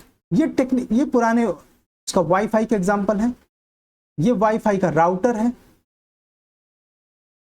ये राउटर है। राउटर से अलग अलग जगह पर आप अपने घर में राउटर लगाते हो, मोबाइल, लैपटॉप, टेलीविजन, उनको डेटा मिल जाता है वायरलेस टेक्नोलॉजी के साथ। ठीक है, तो ये है रेडियो फ्रिक्वेंसी का एग्जाम्पल। इनके बीच में और ज़्यादा अंतर देखने के लिए, क्योंकि हमको एग्जाम में कई तरह की चीज़ें फंसा सकती हैं, तो हम सारे अंतर को देखने की कोशिश करेंगे। Li-Fi इंफ्रारेड VLC यानी कि विजुअल लाइट पे काम, दोनों पे काम करता है, जबकि wireless local area network radio frequency के अंतर्गत Wi-Fi में यूज होता है। रेडियो फ्रीक्वेंसी के अंतर्गत ऑपरेटिंग फ्रीक्वेंसी इसकी 10,000 गुना ज़्यादा तेज होगी रेडियो स्पेक्ट्रम की तुलना में। रेडियो फ्रीक्वेंसी में अभी जो बैंड यूज हो रहे हैं वो 2.4 गीगाहर्ट्ज के हैं, 4.9 गीगाहर्ट्ज के हैं, 5 गीगाहर्ट्ज के। आजकल 2.4 एंड 5 गीगाहर्ट्ज ही ज़्यादा पॉपुलर है। कवरेज इसका कम होगा। अगर हम इंफ्रारेड की बात करते हैं तो ये इंडोर के लिए अगर है तो 10 मीटर, अराउंड 32 मीटर तक इसका कवरेज ज़्यादा होता है। डेटा डेंसिटी, ये हाई डेंस एनवायरनमेंट में काम करता है। हाई डेंस एनवायरनमेंट आप कैसे क्रिएट कर सकते हो कि एक रूम है, उसके अंदर आप बहुत सारी एलईडीज लगाओ, और जितनी ज़्यादा लाइट होगी डेटा उतना तेज होगा। इसमें लेस डेंस एनवायरनमेंट में ज़्यादा अच्छा काम करेगा radio frequencies. Privacy, light is blocked by walls, दीवारों के माध्यम से लाइट को आप ब्लॉक कर सकते हो, इसलिए ये सिक्योर्ड है। रेडियो फ्रिक्वेंसी को आप दीवारों के माध्यम से बांध नहीं सकते, ब्लॉक नहीं कर सकते, इसलिए ये लेस सिक्योर्ड है, कम सिक्योर्ड है, इसमें सिक्योरिटी कम है। डेटा ट्रांसफर स्पीड 1 Gbps से भी ज़्यादा, इसमें 150 Mbps के आसपास। मीडियम ऑफ डेटा फ्रीक्वेंसी, तो इसमें light as a medium use होता है। इसमें रेडियो स्पेक्ट्रम एज अ यानी कि radio frequencies as a medium use हो रही हैं। स्पेक्ट्रम का रेंज 10,000 टाइम्स ज़्यादा तेज है रेडियो फ्रीक्वेंसी की तुलना में। कॉस्ट ये चीपर होगा, इसमें लाइसेंस की आवश्यकता नहीं होगी, और इंस्टॉलेशन कॉस्ट बहुत कम है, बिकॉज आपको पता है कि सिर्फ एलईडी और एक रिसीवर के माध्यम से आप चीज़ों को इस्तेमाल कर सकते हो। वो रिसीवर हमने ऊपर बात करी थी, वही जो थंब साइज का है। ठीक है, और इसके केस में आपको लाइसेंस रिक्वायर्ड होता है। एक मिनट, ये कॉस्टलियर, वाईफाई अपने आप में कॉस्टलियर है। क्यों? लाइसेंस, जैसे मान लीजिए आप 3G 4G के लिए एयरटेल, जियो, इनमें से किसी का आप नेटवर्क यूज करते हो, या आप मान लीजिए कि राउटर वाला इंटरनेट यूज करते हो, तो जो आपका सर्विस प्रोवाइडर है वो लाइसेंस प्राप्त करता है गवर्नमेंट से, और उसके बाद वो राउटर के माध्यम से आपके घर में इंटरनेट प्रोवाइड करता है रेडियो वेव्स के माध्यम से। तो इसमें लाइसेंस रिक्वायर्ड होता है, इसकी इंस्टॉलेशन कॉस्ट इससे ज़्यादा होती है। ये तो 100 रुपये से कम में काम करेगा।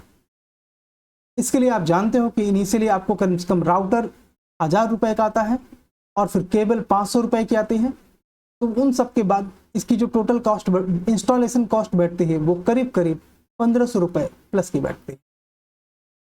मार्केट मेच्योरिटी, अभी इसके बारे में ज़्यादा मार्केट मैच्योर नहीं हुआ है। क्यों? टेक्नोलॉजी अभी उतना पेनिट्रेट नहीं हो पाई है टेक्नोलॉजी के बारे में, और सारे रिसर्च अभी बाकी हैं वो होने हैं। इसकी जो मार्केट में अवेलेबिलिटी है वो हाई है, क्योंकि बहुत समय से, मैं कह सकता हूँ कि 1990 से चलन में है। 1992 के बाद से ही वाईफाई अपने आप में यूज होना शुरू हो गया था। सिस्टम कंपोनेंट, तो इसमें एक लैंप ड्राइवर चाहिए, एलईडी बल्ब चाहिए, फोटो डिटेक्टर चाहिए रिसीवर के तौर पर, और ये आपका कंप्लीट वाईफाई सिस्टम बन जाता है। इसके केस में आपको क्या क्या चाहिए? आपने डिवाइस चाहिए, राउटर चाहिए। राउटर को डिटेक्ट करने के लिए आपके मोबाइल फोन, लैपटॉप में जो रेडियो फ्रिक्वेंसी रिसीवर है वो अप्लाई होते हैं। तो बेसिकली इसमें राउटर की बात आप इसमें कर सकते हैं। एप्लीकेशन, इसको एप्लीकेशन एयरलाइंस में किया जा सकता है, अंडर सी एक्सप्लोरेशन में किया जा सकता है, हॉस्पिटल, ऑफिस, कहीं भी। इनकी यूटिलिटी काफ़ी है। हॉटस्पॉट जहां जहां अप्लाई कर सकते हैं आप उसको यूज कर सकते हैं। हॉटस्पॉट किस में यूज होता है? रेडियो फ्रिक्वेंसी के लिए यूज होता है। रेडियो फ्रिक्वेंसी आपको कौन सी वेव देती हैं? रेडियो वेव्स देती हैं। इसी माध्यम से आप अपना मोबाइल, लैपटॉप में आजकल जो इंटरनेट यूज करते हो प्रेजेंट टाइम में, वो इसका एग्जांपल है।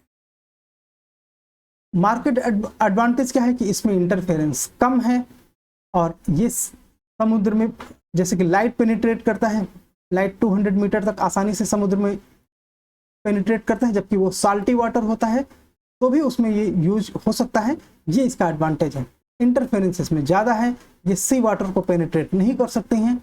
इसलिए हाँ, इसके लिए जितना लेस डेंस एटमॉस्फेयर होगा उतना अच्छा होगा। ठीक है, इसमें लाइट की डेंसिटी अगर ज़्यादा है तो वाईफाई के लिए अच्छा है। अब बात करते हैं वाईफाई। वायरलेस फिडेलिटी क्या है? वाईफाई, देखो वाईफाई अपने आप में ये कह सकते हैं कि 1992 से न्यूज में है।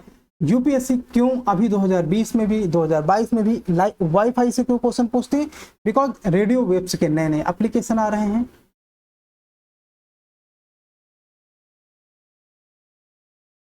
रेडियो वेव्स के नए नए एप्लीकेशन आ रहे हैं, यूजेस आ रहे हैं, तो उसमें नई नई टेक्नोलॉजी ह्यूमन के पास पहुंच रही है। आपको बनना है ब्यूरोक्रेट्स, तो आप जो भी इंडिया में पीपल जो भी टेक्नोलॉजी यूज कर रहे हैं वो उनके बारे में आपकी समझ होनी चाहिए, सो दैट कि आप गवर्नमेंट की किसी प्रोजेक्ट के साथ जस्टिस कर सको।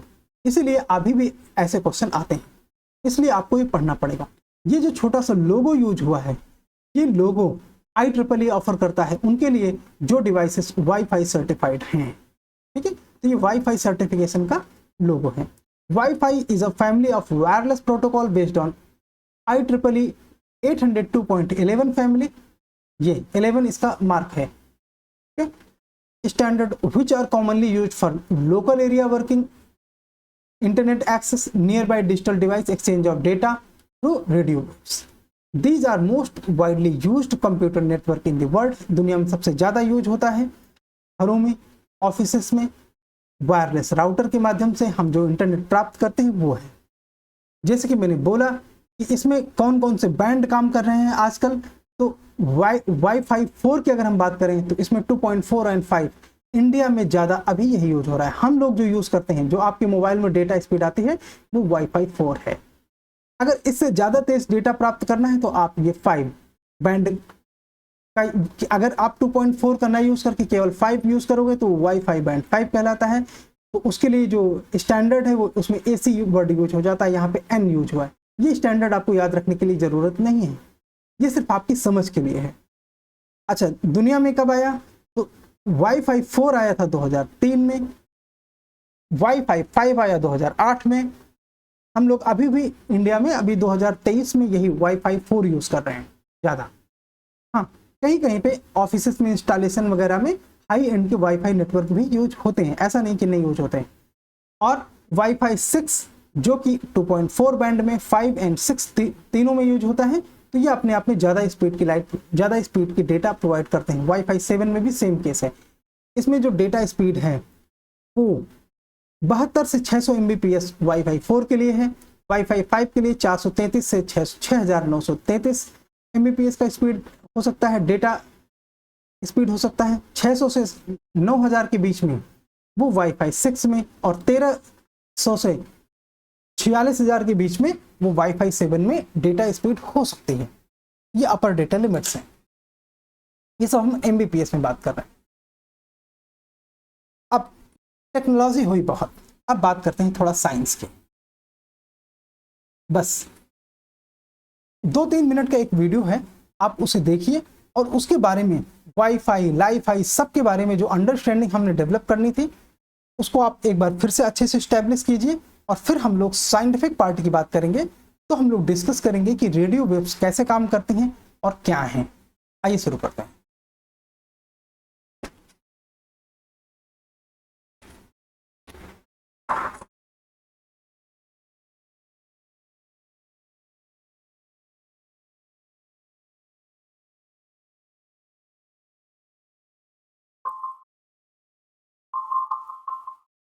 Modern navigation systems or traffic information services have been communicating wirelessly with cars and drivers for years. In some situations, however, wireless capacity reaches its limits. Here, an optical solution, visible light communication, or Li-Fi for short, offers a modern and powerful complement. With the help of a modulator developed by Fraunhofer Heinrich Hertz Institute, LED lamps are switched on and off very quickly, and data is sent to the receiver as ones and zeros, visible to the human eye. Transmission via LEDs offers many advantages. LEDs are already widely used, energy efficient, and cost-effective due to the energy savings. A photodiode on the receiver device captures the light and converts the information into electrical impulses. This enables bidirectional data transmission. In the future smart city, there will be numerous potential applications for data transmission with light. Li-Fi enables a real-time exchange of a wide range of information between road users and the local infrastructure. Traffic-relevant data such as map updates and multimedia data can also be exchanged with the data cloud. In a tunnel, wireless connections are susceptible to interference. Li-Fi offers the possibility to transmit data optically via tunnel illumination or from car to car. This allows information to be streamed live and avoids data congestions on the wireless system. Local events also need local solutions and should not burden other communication channels. Fast image transfer from car to car immediately creates a good overview. This avoids stress and significantly relieves drivers. In the future, every communication channel will be used for immediate information transmission. Even street lighting can be used for Li-Fi. Various local information, such as a traffic jam caused by a traffic accident, can be transmitted via Li-Fi modules between cars and street lamps. Optical data transmission helps to better assess the traffic situation and to react safely and appropriately. Cars approaching a traffic jam are informed in time. Suitable alternatives can be suggested. Saving all parking garage maps of a city or of the whole country requires an unnecessary amount of memory space. It is important to get the information on the spot where it is needed, especially in the underground car parks. Radio communication coverage is often not available. Illumination, on the other hand, is available everywhere. Local optical transmission enables the exchange of large amounts of data. It works like a wireless cable extension. Li-Fi can do even more. In future autonomous driving, unforeseen situations can lead to traffic jams. For example, a delivery van blocking the road. In such a case, autonomous vehicles have to stop the drive for safety reasons. Therefore, it is important to transmit current road situations quickly. This should happen in a timely manner and in immediate proximity so that the other road users can be informed quickly. The future car-to-X communication will be a part of the 5G technology. Li-Fi can significantly increase the performance of future communication systems. For the development of applications with Li-Fi, Fraunhofer HHI offers finished components as plug-and-play solutions. Modular units can also be individually integrated into customer technologies, e.g., the automotive industry. Please do not hesitate to contact us.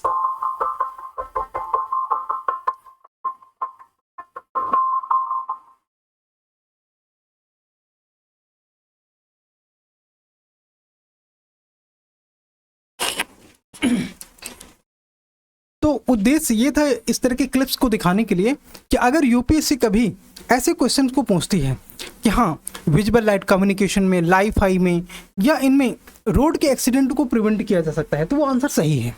क्यों सही है?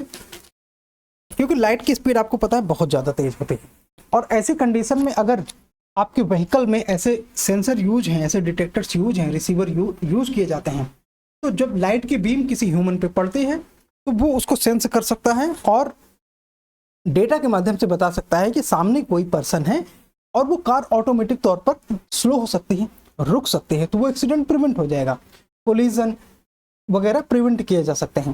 तो आने वाले time में cross roads पर जो चौराहे होते हैं, अगर वहाँ पे इस तरह के डिवाइसेस को यूज़ किया जाएगा और ऐसी टेक्नोलॉजी को यूज़ किया जाएगा, तो हम लोग एक बेहतर वर्ल्ड बना सकते हैं, एक और अच्छी दुनिया बना सकते हैं।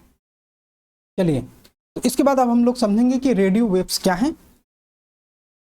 इसके बारे में थोड़ा साइंस जानना जरूरी है, बिकॉज यूपीएससी ने इतना डीप में क्वेश्चन पूछा तो फिर हमको जानने की जरूरत है। Radio waves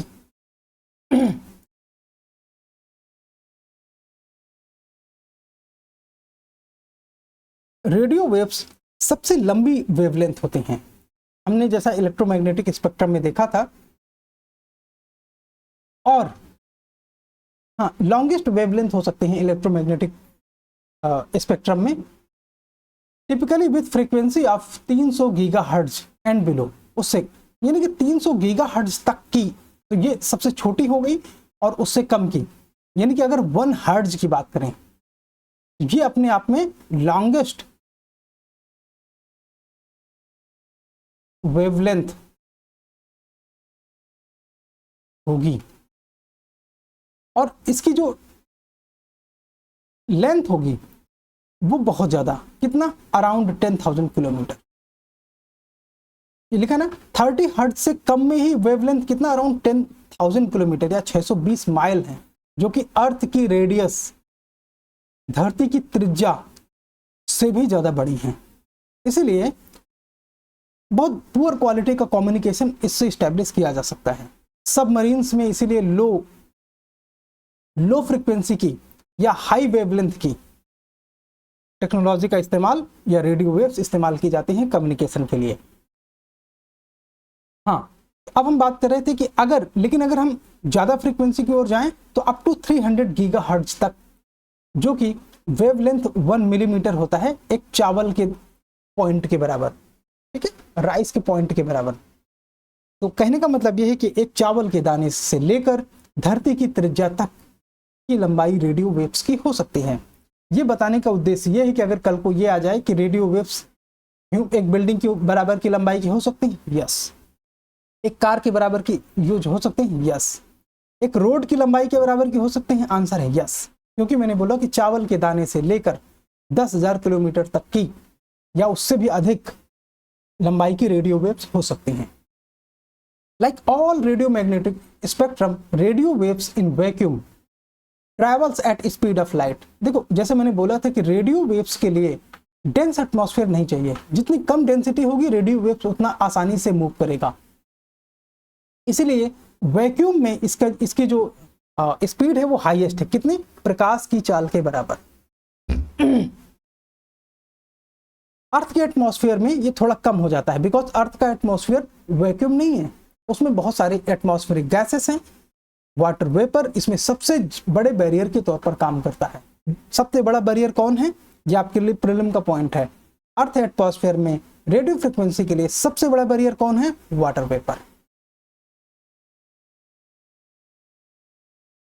radio waves are generated through charge particle.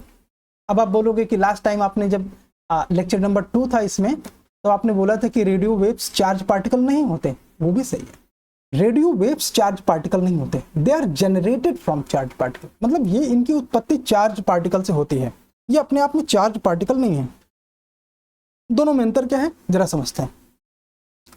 Charge particle क्या होते हैं, कोई भी एटम या तो पॉजिटिव चार्ज हो सकता है या वो नेगेटिव चार्ज हो सकता है। आपस में अगर ये दोनों मिलेंगे तो इसको न्यूट्रलाइज कर सकते हैं। फिलहाल हम चूंकि एक कॉन्सेप्ट को समझने वाले हैं, इसलिए हम सारे पॉजिटिव चार्ज पॉइंट ले लेते हैं। ऐसी कंडीशन पर इसका एक एग्जाम्पल भी साथ में ले लेते हैं। जैसे कि आपके किसी रूम में किसी हीटर के माध्यम से टेम्परेचर क्रिएट किया जाए, तो जो टेम्परेचर उस रूम वो उसमें टेम्परेचर ज़्यादा हो गया, तो उस रूम में इसका मतलब ये कि चार्ज पार्टिकल ज़्यादा हैं। अब एक बात मेरे को बताओ कि अगर उस रूम में ये जो दीवार है, इस दीवार में छोटा सा होल कर दिया जाए, तो ये जो चार्ज पार्टिकल इसमें पैक्ड हैं, आपको नहीं लगता कि ऐसे मूव करेंगे और इससे निकल कर वो दूसरे रूम में पहुंच जाएंगे? तो इसको बेंडिंग बोलते हैं। बेंडिंग पर यूपीएससी प्री में क्वेश्चन आ चुका है कि क्या रेडियो वेव्स बेंड होती हैं? ये स्टेटमेंट यूपीएससी ने एक क्वेश्चन में पूछा। तो रेडियो वेव्स बेंड नहीं होती। क्यों नहीं? Because radio waves charge particle नहीं होते, ये जनरेट होते हैं चार्ज पार्टिकल से। मतलब जैसे आपका लैंप है, वो गर्म होता है, मतलब ये कि वो चार्ज पार्टिकल उसमें हैं। तो जो चार्ज पार्टिकल हैं, इससे रेडियो वेव्स जनरेट होती हैं। रेडियो वेव्स अपने आप में चार्ज पार्टिकल नहीं है। इस अंतर को अगर आप समझ गए तो ठीक, नहीं समझ गए तो कमेंट करके दोबारा पूछना, बार बार एक्सप्लेन किया जाएगा, या इसको दोबारा सुन सकते हो आप लोग। They themselves are not charge particle. Natural occurring radio waves are emitted by lighting. जो थंडर स्टॉर्म होती है, लाइटिंग होती है, तो उसमें नेचुरल सोर्स के तौर पर रेडियो वेव्स एमिट होती हैं। एस्ट्रोनॉमिकल ऑब्जेक्ट उनसे एमिट होते हैं। कोई भी काली सतहें हैं उनसे एमिट होते हैं जिनमें रेडिएशन हो रहा होता है, ठीक है। और सभी गर्म ऑब्जेक्ट से, प्रीलिम के लिए ध्यान रखो, सभी गर्म ऑब्जेक्ट से रेडियो वेव्स एमिट होते हैं। क्यों? बिकॉज ये जो जितने भी हॉट ऑब्जेक्ट हैं, गर्म ऑब्जेक्ट हैं, वो चार्ज पार्टिकल उनमें होते हैं और चार्ज पार्टिकल से रेडियो फ्रीक्वेंसीज एमिट होती हैं। चलिए, radio waves are widely used in modern technology for fixed mobile radio communication, broadcasting, radar, radio navigation, communication, satellite, wireless computer network इत्यादि के लिए इनका इस्तेमाल किया जाता है। Like other electromagnetic spectrum waves, a radio wave has property called polarization. UPSC ने इस पे 3 बार क्वेश्चन पूछा है, 3 times, कि पोलराइजेशन क्या होता है। देखिए, आप जानते हैं ना, दुनिया में 3 ही डायरेक्शन होते हैं इन जनरल, बाकी की डायरेक्शन की बात अभी हम नहीं कर रहे हैं। एक लेफ्ट राइट या ईस्ट वेस्ट कह लें, ईस्ट वेस्ट डायरेक्शन, ये 1 है। दूसरा नॉर्थ साउथ, एक मिनट, नॉर्थ साउथ ये डायरेक्शन, ये 2 है। तीसरा वर्टिकल, मतलब ऊपर की ओर, मतलब अवे फ्रॉम अर्थ, तो वर्टिकल। इसको इस तरह से समझ सकते हैं कि अगर ये ईस्ट है, ये नॉर्थ है, तो इसमें जो ये जो वर्टिकल बनता है, ठीक है, स्पेस की तरफ, तो ये जो तीसरा इसका डायरेक्शन है, ये 3 ही डायरेक्शन मेनली होते हैं, ठीक है। तो कोई भी वेव्स अगर चलती हैं, तो अगर वो ऐसे ऐसे चल रही है, तो ये एक नॉर्मल फेनोमेनन है जिसमें आप वेव्स को देख सकते हो कि उसका एक डायरेक्शन ये है, एक डायरेक्शन ये है, और एक डायरेक्शन ये तीसरा है, 3 डायरेक्शन है। अगर वो पोलराइज हो जाएं, तो इसका कहने का मतलब है कि एक सरफेस में आ गए। पोलराइजेशन फिल्टर के माध्यम से हम उसे एक सरफेस में ला सकते हैं। मतलब ये वेव्स अब कैसी हो जाएगी, ऐसी। ये वेव अब ऐसी हो गई। नहीं समझ में आया? कोई बात नहीं, एक 30 सेकंड का वीडियो और देखिए।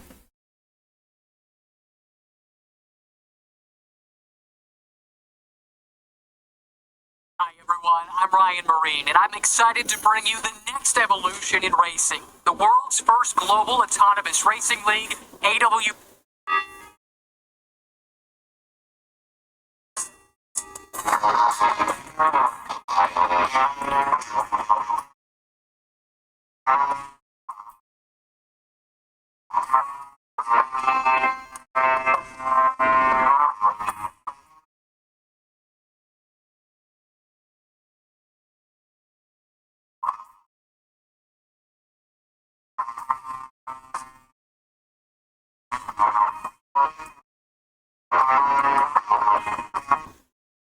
लाइट जब निकल रही है तो आप देखिए उसका डायरेक्शन दोनों साइड है, ईस्ट वेस्ट नॉर्थ साउथ दोनों साइड है। लेकिन जब वो किसी पोलराइजेशन फिल्टर पे जाती है तो इस फिल्टर के बाद वो एक सरफेस पे आ गई है। ये एक प्लेटफॉर्म है जो कि एक सरफेस है। सरफेस का मतलब जैसे धरती या एक आपका पेपर होता है ना, वो एक कागज, वो भी एक सरफेस है। तो आप देखो कि ये एक सरफेस में आ गई है। इसका जो अदर डायरेक्शन था ये वाला, देखो ये तीनों डायरेक्शन को दिखाने के लिए 3 कलर यूज हुए हैं, ठीक है। अब ये एक कलर का मतलब ये केवल एक ही डायरेक्शन में अब जा रहा है, बस मतलब ये कि ये लाइट पोलराइज हो गई है। तो इसे इस प्रॉपर्टी को पोलराइजेशन बोलते हैं। यूपीएससी ने तीनों बार यही बात पूछे थे, इसलिए ये बात आप और यहाँ पर ये अनपोलराइज्ड लाइट है, ये तीनों डायरेक्शन पे मूव कर रही है। अच्छा, इसमें जो डायरेक्शन ऑफ प्रोपोगेशन है, मतलब जिस दिशा में जा रही है, जैसे कि इसका डायरेक्शन ऑफ प्रोपोगेशन ये है, इस डायरेक्शन में जा रही है, तो इसके 90 डिग्री पर ये पोलराइज हो गई है। बस ये समझने की जरूरत है। इसके समकोण पर ये पोलराइज हो गई है।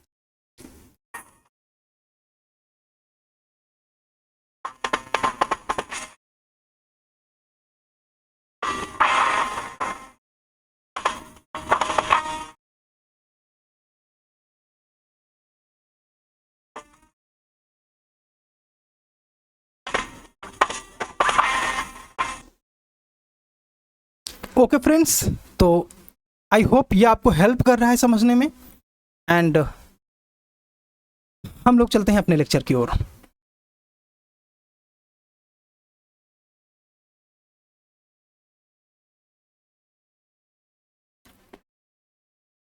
Like other electromagnetic waves, radio waves has property called polarization. यानी कि जितने भी इलेक्ट्रोमैग्नेटिक वेव्स हैं उन सब में ये पोलराइजेशन की प्रॉपर्टी है। तो ये बात आप अगर जानते हो तो आने वाले टाइम में इससे आप अपने क्वेश्चन को सही कर सकते हो। इसको कैसे डिफाइन किया जाता है पोलराइजेशन को? तो polarization is defined as direction of wave oscillating electric field perpendicular 90 degree पर to the direction of motion. मतलब जो वेव का डायरेक्शन है वो ऐसे है और मोशन का डायरेक्शन ऐसे है। मतलब वेव इस दिशा में जा रही है बट उसका जो मूवमेंट है वो ऐसे है, ठीक है। इस तरह से हमने देख लिया। Radio waves passing through different environment experience important है, इसको देखेंगे।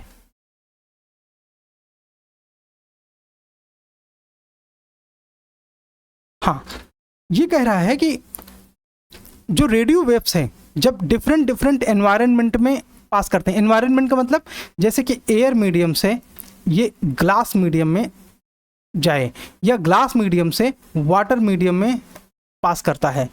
तो इस तरह से दुनिया में जितनी भी चीज़ें, चाहे कोई भी गैस हो, चाहे कोई भी सॉलिड ऑब्जेक्ट हो, चाहे कोई भी लिक्विड हो, वो किस एक तरीके से मीडियम है, एक तरीके से वो माध्यम है। तो रेडियो वेव्स जब इन अलग अलग मीडियम से पास होते हैं तो इनके डायरेक्शन चेंज होते हैं। जैसे कि मान लीजिए कि ये एक सरफेस है, ये एक सरफेस है और अगर रेडियो वेव ऐसे आ रही है तो इसमें पड़ने के बाद उसमें बेंडिंग नहीं होगी। ऐसा नहीं कि वो ऐसे घूम के इधर चला जाए, ये नहीं, वापस हो सकती है, रिफ्लेक्ट हो सकती है, रिफ्रैक्ट हो सकती है। मतलब ये कि किसी पॉइंट में पड़ने के बाद ये छिन्न भिन्न हो गई, ऐसे अलग अलग डायरेक्शन में। पोलराइज हो सकती है, जैसे अभी आपने पोलराइजेशन देखा। डिफ्रैक्ट हो सकती है या अब्जॉर्ब की जा सकती है। हाँ, जैसे कि आपको पता है कि ब्लैक ऑब्जेक्ट्स ज़्यादा लाइट ऑब्जॉर्ब कर सकते हैं, ठीक है। तो ऑब्जॉर्ब, ये फिनोमिनन जो कि रेडियो वेव्स में होते हैं, reflection, refraction, polarization, diffraction and absorption, इन पांचों प्रॉपर्टीज के कारण रेडियो वेव्स के डिफरेंट यूजेस पॉसिबल हैं। रेडियो वेव्स को कई तरीके से इस्तेमाल किया जा सकता है, ये इसका बहुत बड़ा एडवांटेज है, ठीक है। और वो बहुत तरीके की कम्युनिकेशन में हेल्प करता है। कैसे? उसके लिए हमें समझना पड़ेगा कि इनके रेडियो वेव्स के प्रोपोगेशन कैसे होते हैं, कैसे रेडियो वेव प्रोपोगेट करते हैं यूनिवर्स में। और इन्हीं प्रॉपर्टीज की, कौन सी properties? Reflection, refraction, polarization, diffraction and absorption. इन्हीं प्रॉपर्टीज की वजह से इनकी वेरियस यूजेस पॉसिबल हैं। वो वेरियस यूजेस कौन से हैं हम देखेंगे। अब प्रोपोगेशन के 3 तरीके होते हैं। प्रोपोगेशन मतलब वो किस तरह से यूज हो रहे हैं, किस तरह से पेनिट्रेट हो रहे हैं। तो एक तो लाइन ऑफ साइट माध्यम है, दूसरा ग्राउंड वेव्स और तीसरा स्काई वेव्स। तीनों समझेंगे। Line of sight, this refer to radio waves that travel in a straight line, एक स्ट्रेट लाइन में ट्रैवल करते हैं फ्रॉम ट्रांसमिटिंग एंटीना, जिस ट्रांसमीटर से इसे छोड़ा गया है उसे सीधी लाइन में पेनिट्रेट करते हैं, टू अ रिसीविंग एंटीना, यानी कि जिस एंटीना तक जाना है, तो ये सेंडर है और ये वाला एंटीना रिसीवर है, इन दोनों के बीच में सीधी लाइन में पास हो सकता है। It does not necessary require to clear the path, ऐसी कंडीशन पर आपको पाथ, अच्छा ये सीधी लाइन करने का मतलब एक सरफेस है, जैसे कागज का एक प्लेन होता है, पेपर प्लेन, जैसे आप A4 पेपर रखते हो ना तो एक प्लेन है, या आपका A4 पेपर है तो एक रेडियो वेव ऐसी हो सकती है, यानी कि इस पॉइंट से इस पॉइंट पे कम्युनिकेशन हो गया, तो ये लाइन ऑफ साइट हो गया। It does not necessarily require to clear path, इसके लिए बहुत क्लियर पाथ होने की जरूरत नहीं है, मतलब इसमें पेड़, बिल्डिंग, पहाड़ हैं तो कोई दिक्कत नहीं है, क्योंकि रेडियो वेव्स तो बहुत बड़ी भी है ना, एक पॉइंट से दूसरे पॉइंट पे वो पहुंच जाएंगी। क्यों पहुंच जाएंगी? बिकॉज वो बहुत लंबी हैं, like this. At lower frequency, जितनी फ्रिक्वेंसी कम होगी उसकी वेवलेंथ उतनी ज़्यादा होगी, उतने बड़े वो ऑब्स्ट्रक्शन को पास कर सकता है, बट जो वॉइस क्वालिटी है वो पुअर होगी। That's it. जैसे building, foliage and other obstruction, इससे लाइन ऑफ साइट वाले कम्युनिकेशन प्रभावित नहीं होते हैं। This is only method of propagation passing through frequencies above 30 megahertz. ठीक है, 30 मेगाहर्ट्ज तक के फ्रीक्वेंसी के लिए ये माध्यम अपने आप में केवल माध्यम है। तो ग्राउंड वेव्स क्या हैं? एट लोअर फ्रीक्वेंसी, अब देखो 2 megahertz in the medium wave and long wave band due to diffraction vertical। अब चूंकि देखो कौन सी प्रॉपर्टी यूज हो रही है? डिफ्रैक्शन। अगर यूपीएससी बहुत डीप क्वेश्चन पूछेगा तो ये पूछेगा कि डिफ्रैक्शन कौन सी कम्युनिकेशन को स्टैब्लिश करने में हेल्प करता है, line of site, ground waves, sky waves. तो ग्राउंड वेव इसका सही आंसर है। तो डिफ्रैक्शन, अब डिफ्रैक्शन किस दिशा में होगा? वर्टिकल होगा। जैसे मान लीजिए किसी पॉइंट पर, जैसे मान लो कोई पत्थर का टुकड़ा है, इसमें लाइट पड़ती है, तो ये लाइट ऐसे डिफ्रैक्ट होके पास होते हैं। लाइट की बीम नहीं पास होती, लाइट डिफ्रैक्ट हो जाती है, तो मतलब इसमें डिमिंग इफेक्ट होएगा, कम होता है। ठीक है, उसी प्रकार से रेडियो वेव्स भी किसी पॉइंट पर ऑब्स्ट्रक्ट होके वो डिफ्रैक्ट हो जाते हैं, जिसकी वजह से ग्राउंड वेव बनते हैं और ये वर्टिकल पोलराइज होती हैं। हाँ, इसकी जो फ्रीक्वेंसी होगी वो घट जाएगी, लेकिन कम्युनिकेशन पॉसिबल होगा।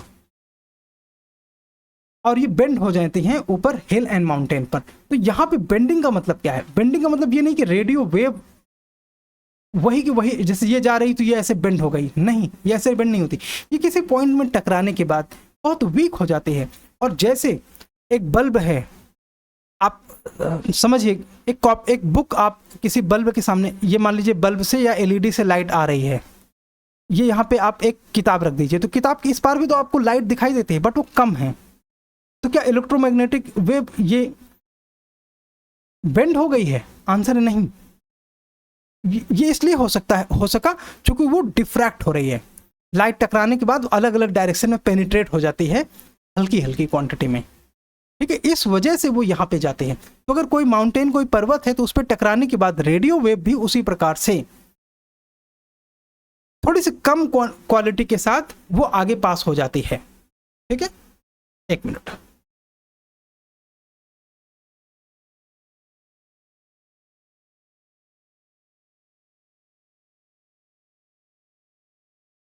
हाँ, हम लोग यहाँ पे थे कि वो पोलराइज होके कम्युनिकेशन ऑफर करता है। हिल्स में, माउंटेन्स के बैरियर इत्यादि को वो कंसिडर नहीं करता है। ठीक है, और उसके बियॉन्ड होराइजन में जाकर वो कम्युनिकेशन ऑफर करता है।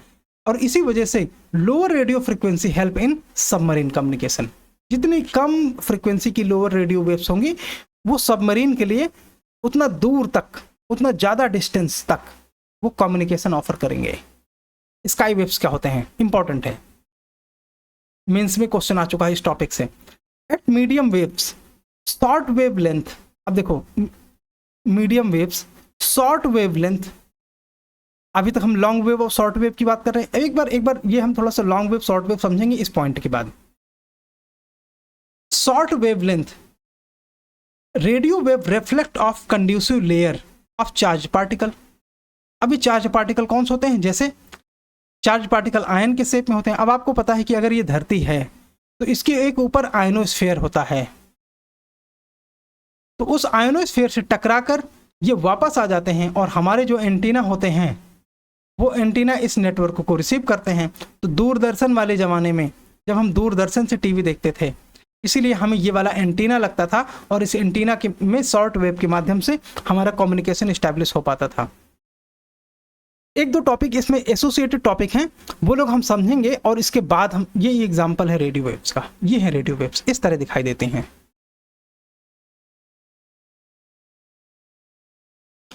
हाँ, जैसे कि मान लेते हैं कि देखो ये ट्रोपोस्फेयर है, तो इसके काफी ऊपर यहाँ पे आयनोस्फेयर होता है, आयंस होते हैं। आयंस क्या है? Charge particle. और चूंकि ये आयन बहुत डेंस होते हैं, तो वैसी कंडीशन पर जैसे मान लीजिए किसी सेंडर से किसी रिसीवर के बीच में आपको शॉर्ट वेव रेडियो फ्रीक्वेंसी के माध्यम से डेटा ट्रांसफर करना है, तो आप इस नेटवर्क से डेटा को स्पेस में छोड़ते हैं। आयनोस्फीयर से ये वेव्स टकराकर वापस दूसरी जगह पे, दूसरे पॉइंट पे स्प्रेड हो जाते हैं और आपकी जो एंटीना है जिसके माध्यम से आप अपना टीवी चलाने वाले हैं, वो इस फ्रीक्वेंसी को गेन करते हैं, बिकॉज ये आयनोस्फीयर से टकरा के वापस आ गई हैं, है ना। तो वैसा क्यों पॉसिबल हो सका? डिफ्रैक्शन के कारण। ये आप देखो, मान लीजिए कि दिल्ली से ये कम्युनिकेशन छोड़ा जाता है और कानपुर में आप टेलीविजन में चलाना चाहते हो, तो पूरे कानपुर में आप देखो कि आसानी से नेटवर्क मिलता है, क्योंकि ये वेव्स आयनोस्फीयर में टकरा के डिफ्रैक्ट हो गई हैं, मतलब ये अलग अलग दिशाओं में फैल गई हैं। इसीलिए एंटायर सिटी में ये कम्युनिकेशन इस तरह के एंटीना के माध्यम से रिसीव किया जा सकता है। चलिए, तो ये तो रही एक बात जो कि हमको समझनी थी। एक और बात है, इसी से एसोसिएटेड टॉपिक है जो कि आपके लिए जरूरी है, साइंटिफिक नेचर का है। हालांकि वो आप एनवायरनमेंट में पढ़ते हो, लेकिन जनरली मैं देखता हूँ कि आप उसे रट्टा मारते हो, एक्सप्लेन नहीं हो पाता है। तो थोड़ा सा हम बात समय लेंगे, 2 मिनट का केवल, और ये चीज़ें एक्सप्लेन कर देंगे, आपके लिए हमेशा काम आएंगे। आप देखते हो ना कि जो सोलर इंसोलेशन होता है, मान लीजिए सन है, इससे जो वेव निकलती है, अर्थ उसके लिए कैसा है? ओपेक है। इसीलिए, सॉरी, नॉट ओपेक,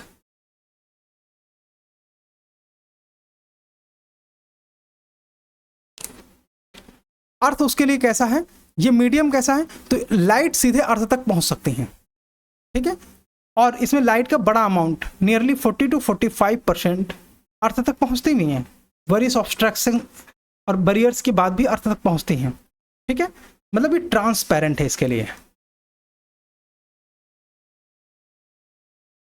तो शॉर्ट वेव के लिए ट्रांसपेरेंट है ना।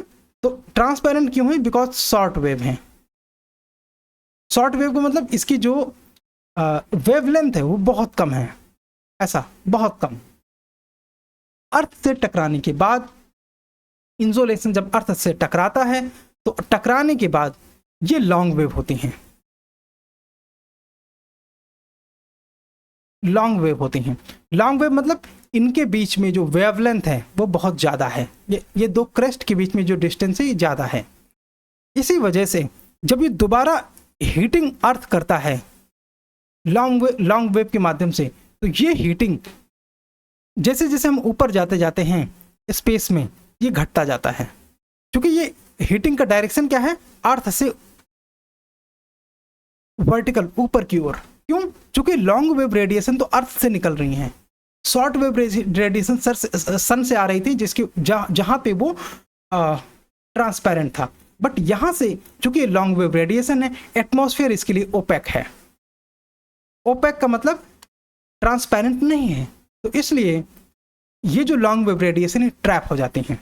और यही वजह है कि ग्रीन हाउस गैसेस जितनी हैं वो अर्थ के एटमॉस्फेयर को गर्म कर रही हैं, जिससे green house guessing warming effect कर रही हैं और ये ग्रीन हाउस गैसेस हमारे अर्थ के लिए एक खतरनाक स्थिति को प्राप्त कर रही हैं और ग्लोबल ग्रीन हाउस गैसेस को कम करने के लिए अलग अलग प्रयास चल रहे हैं। ये शॉर्ट वेव और लॉन्ग वेव की कहानी शायद आप समझ गए होंगे। सो what is microwave in this? Microwave, at microwave frequency atmospheric gases begin absorbing radio waves। तो एटमॉस्फेरिक गैसिंग माइक्रोवेव फ्रीक्वेंसी में अब्जॉर्ब होना शुरू हो जाती हैं। किसको अब्जॉर्ब करना शुरू करती हैं? रेडियो वेव्स को। सो range of practical radio wave communication decreases, वो कम हो जाता है क्योंकि अब्जॉर्ब होने से वो वीक हो जाते हैं और जैसे जैसे उनकी फ्रीक्वेंसी बढ़ती जाती है वो वीक होते चले जाते हैं। Below 20 gigahertz. अब देखो फ्रीक्वेंसी हमने बढ़ा दी, कितनी? 20 गीगाहर्ट्ज तक बात करती। रेडियो में अभी हम पीछे बात कर रहे थे, कुछ मेगाहर्ट्ज की बात कर रहे थे, कुछ मिलीमीटर की बात कर रहे थे। यहाँ पे हम 20 गीगाहर्ट्ज की बात कर रहे हैं, ठीक है। तो 20 गीगाहर्ट्ज पर एक रिड्यूसिंग फोर्स होता है इसके जैसा, जो कि वाटर वेपर इसमें सबसे प्रेवलेंट है, जिसकी वजह से ये कम्युनिकेशन बहुत लॉन्ग डिस्टेंस तक पॉसिबल नहीं होते हैं। And above 20 gigahertz millimetre wave band other atmospheric gases begin to absorb, और ये अब्जॉर्ब हो जाती हैं जिसकी वजह से इनकी क्वालिटी घटती जाती है। इनमें जो है बहुत अच्छी क्वालिटी, यही वजह है कि दूरदर्शन के ज़माने में जब इतनी दूर से डेटा ट्रांसफ़र किया जाता था, दूरदर्शन के ज़माने में जब आयनोस्फीयर से डेटा ट्रांसफ़र होकर आता था तो जरा सा आपका एंटीना हिलता था तो नेटवर्क वीक हो जाते थे और आपकी टीवी जो है वो उसमें बफरिंग आपको मिलने लगते थे, बफरिंग आने लगते थे, है ना, मरमरिंग करने लगता था वो। तो उसकी वजह, उसकी जो क्वालिटी वो पुअर होते चले जाते हैं। क्यों? क्योंकि आप देखो, अब इसकी बात, इसका एक और आप एग्जांपल देख लो कि जैसे जब रेन होता है तो आपके मोबाइल में सिग्नल वीक होते हैं, ठीक है। टीवी में, दूरदर्शन वाले ज़माने की हम टीवी की बात कर रहे हैं, केबल टीवी की बात नहीं कर रहे हैं। तो उस समय क्या होता था कि जब अगर रेनफॉल या फॉग या धुंध या कालापन होता था स्काई में, तो क्या होता था कि डेंसिटी बढ़ रही है गैसेस की, जितनी डेंसिटी बढ़ रही है उतना ज़्यादा ऑब्स्ट्रक्शन हो रहा है, क्योंकि टेलीविज़न तो शॉर्ट वेव पे काम कर रहा था। शॉर्ट वेव ऑब्स्ट्रक्ट होती हैं वाटर वेपर से और अलग दूसरे प्रकार की गैसेस से, ठीक है। तो वो एक लिमिटिंग फैक्टर का काम करता है। और अगर 300 गीगाहर्ट्ज के ऊपर की बात करें इस फ्रिक्वेंसी में, जिसको हम टेराहर्ट्ज बैंड कहते हैं, तो वर्चुअली ऑल पावर, ऑल सारी की सारी पावर अब्जॉर्ब हो जाती है विद इन फ्यू मीटर में, ठीक है। और इसलिए एटमॉस्फेयर इसके लिए ओपैक हो जाता है। इसीलिए सन से आने वाली रेडिएशन, चूंकि वो शॉर्ट वेव के माध्यम से मिलती हैं, तो अर्थ का जो एटमॉस्फेयर है उसके लिए ओपैक है। ओपैक का मतलब ट्रांसपेरेंट नहीं है। ट्रांसपेरेंट नहीं होने का मतलब कि जो वो शॉर्ट वेव रेडिएशन है वो एटमॉस्फेयर को गर्म नहीं कर रही हैं। जो सन से आने वाले इंसोलेशन हैं वो एटमॉस्फेयर को सीधे गर्म नहीं करते, वो गर्म करते हैं जब अर्थ से टकराकर लॉन्ग वेव हो जाते हैं, ठीक है। मुझे लगता है कि ये बातें आपको स्पष्ट हो गई होंगी, नहीं हो गई तो दोबारा सुनिए। और अगर आपको लगता है कि कोई चीज़ एक्सप्लेनेशन और चाहिए तो आप वो कमेंट करके बताइए, फिर देखते हैं कि ये आपको समझ में आया या नहीं आया, ठीक है। चलिए स्पेक्ट्रम को एक बार फिर से देख लेते हैं। सारी चीज़ें हमको पता चल गई हैं। 10⁴ हर्ट्ज की अगर हम बात करें तो यहाँ पे जो वेवलेंथ है वो बिल्डिंग के साइज की होती हैं। 1 हर्ट्ज पर कितना होता है, कमेंट करके बताओ।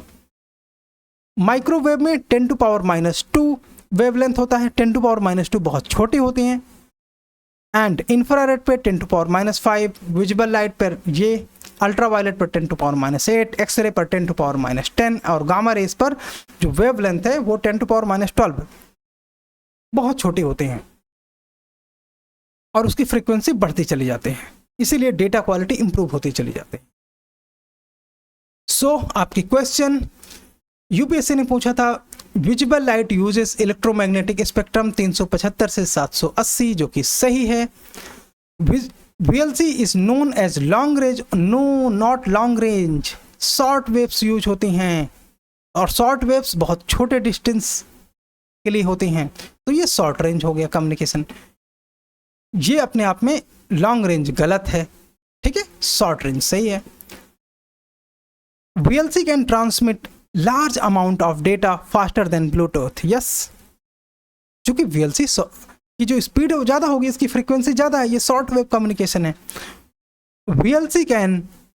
VLC has no electromagnetic interference, इसमें इंटरफेरेंस नहीं होता है, क्योंकि विजिबल लाइट कम्युनिकेशन अपने आप में चार्ज पार्टिकल नहीं है, इसलिए इसमें चार्ज पार्टिकल दूसरे तरह के हो सकते हैं, बट ये चार्ज पार्टिकल पर डिपेंड नहीं है, इसलिए इनमें बेंडिंग नहीं होती।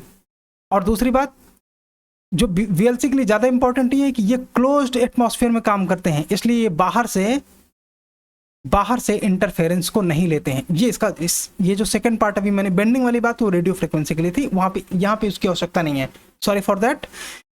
VLC इसलिए सेफ है बिकॉज ये क्लोज्ड यानी इंडोर के लिए यूज़ करना है, आपकी LED लाइट्स इन चार दीवारी के अंदर रहेगी, और वो बाहर से इंटरफेरेंस उसमें नहीं किया जा सकता, इसीलिए सेफ होगी। सो स्टेटमेंट 1 करेक्ट, स्टेटमेंट 2 नहीं करेक्ट बिकॉज यहाँ पे लॉन्ग रेंज लिखा है, स्टेटमेंट नंबर 3 करेक्ट, आंसर हो जाएगा 1, 3, 4।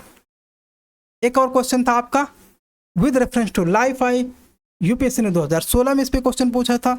It uses light as a medium for high speed data transmission. हाँ, विजिबल लाइट पर और इंफ्रारेड पे काम करता है, तो ये सही है। It is a wireless technology and is several time faster than wifi. Yes, wifi radio frequency पे बेस्ड है, रेडियो फ्रिक्वेंसी अपने आप में बहुत रिलेटिवली स्लो होती हैं, उनकी फ्रिक्वेंसी कम होती है, डेटा क्वालिटी पुअर होती है, इसलिए जो डेटा क्वालिटी Li-Fi में होगा वो बहुत तेज होगा। सो देयरफॉर आंसर नंबर 1 और 2 दोनों सही हैं। So thank you so much, और आपको ये PDF मिल जाएगा इस टेलीग्राम चैनल पर और इस व्हाट्सअप चैनल पर, और ये टेलीग्राम चैनल, इन पे आपको ये PDF मिल जाएगा। आप हमसे कम्युनिकेट कर सकते हैं, और अगर आप डिटेल्ड मेंटोरशिप के लिए इंटरेस्टेड हैं तो मेंटोरशिप प्रोग्राम हमारा जल्दी शुरू होने वाला है। यूपीएससी 2024 के लिए, 2025 के लिए, है ना, 2 सालों के लिए अलग अलग। ये बिगिनर्स के लिए 2025 वाला होगा, और जो स्टूडेंट थोड़ा टाइम स्पेंड कर चुके हैं उनके लिए 2024 वाला प्रोग्राम होगा। ठीक है, बहुत नॉमिनल प्राइसेस पे ये प्रोग्राम हमारे शुरू होने वाले हैं, तो आप मेंटोरशिप प्रोग्राम में ज्वाइन कर सकते हैं, बट वो अभी स्टार्ट नहीं है, दे विल स्टार्ट अराउंड सितंबर। ठीक है, बिकॉज जिस लेवल पे हम लोग पढ़ाई कर रहे हैं इस पे बहुत ज़्यादा टाइम आपको नहीं देना है। तो thank you so much, keep watching, keep subscribing, please do like, comment, share our content if you like. Thank you so much, have a nice time.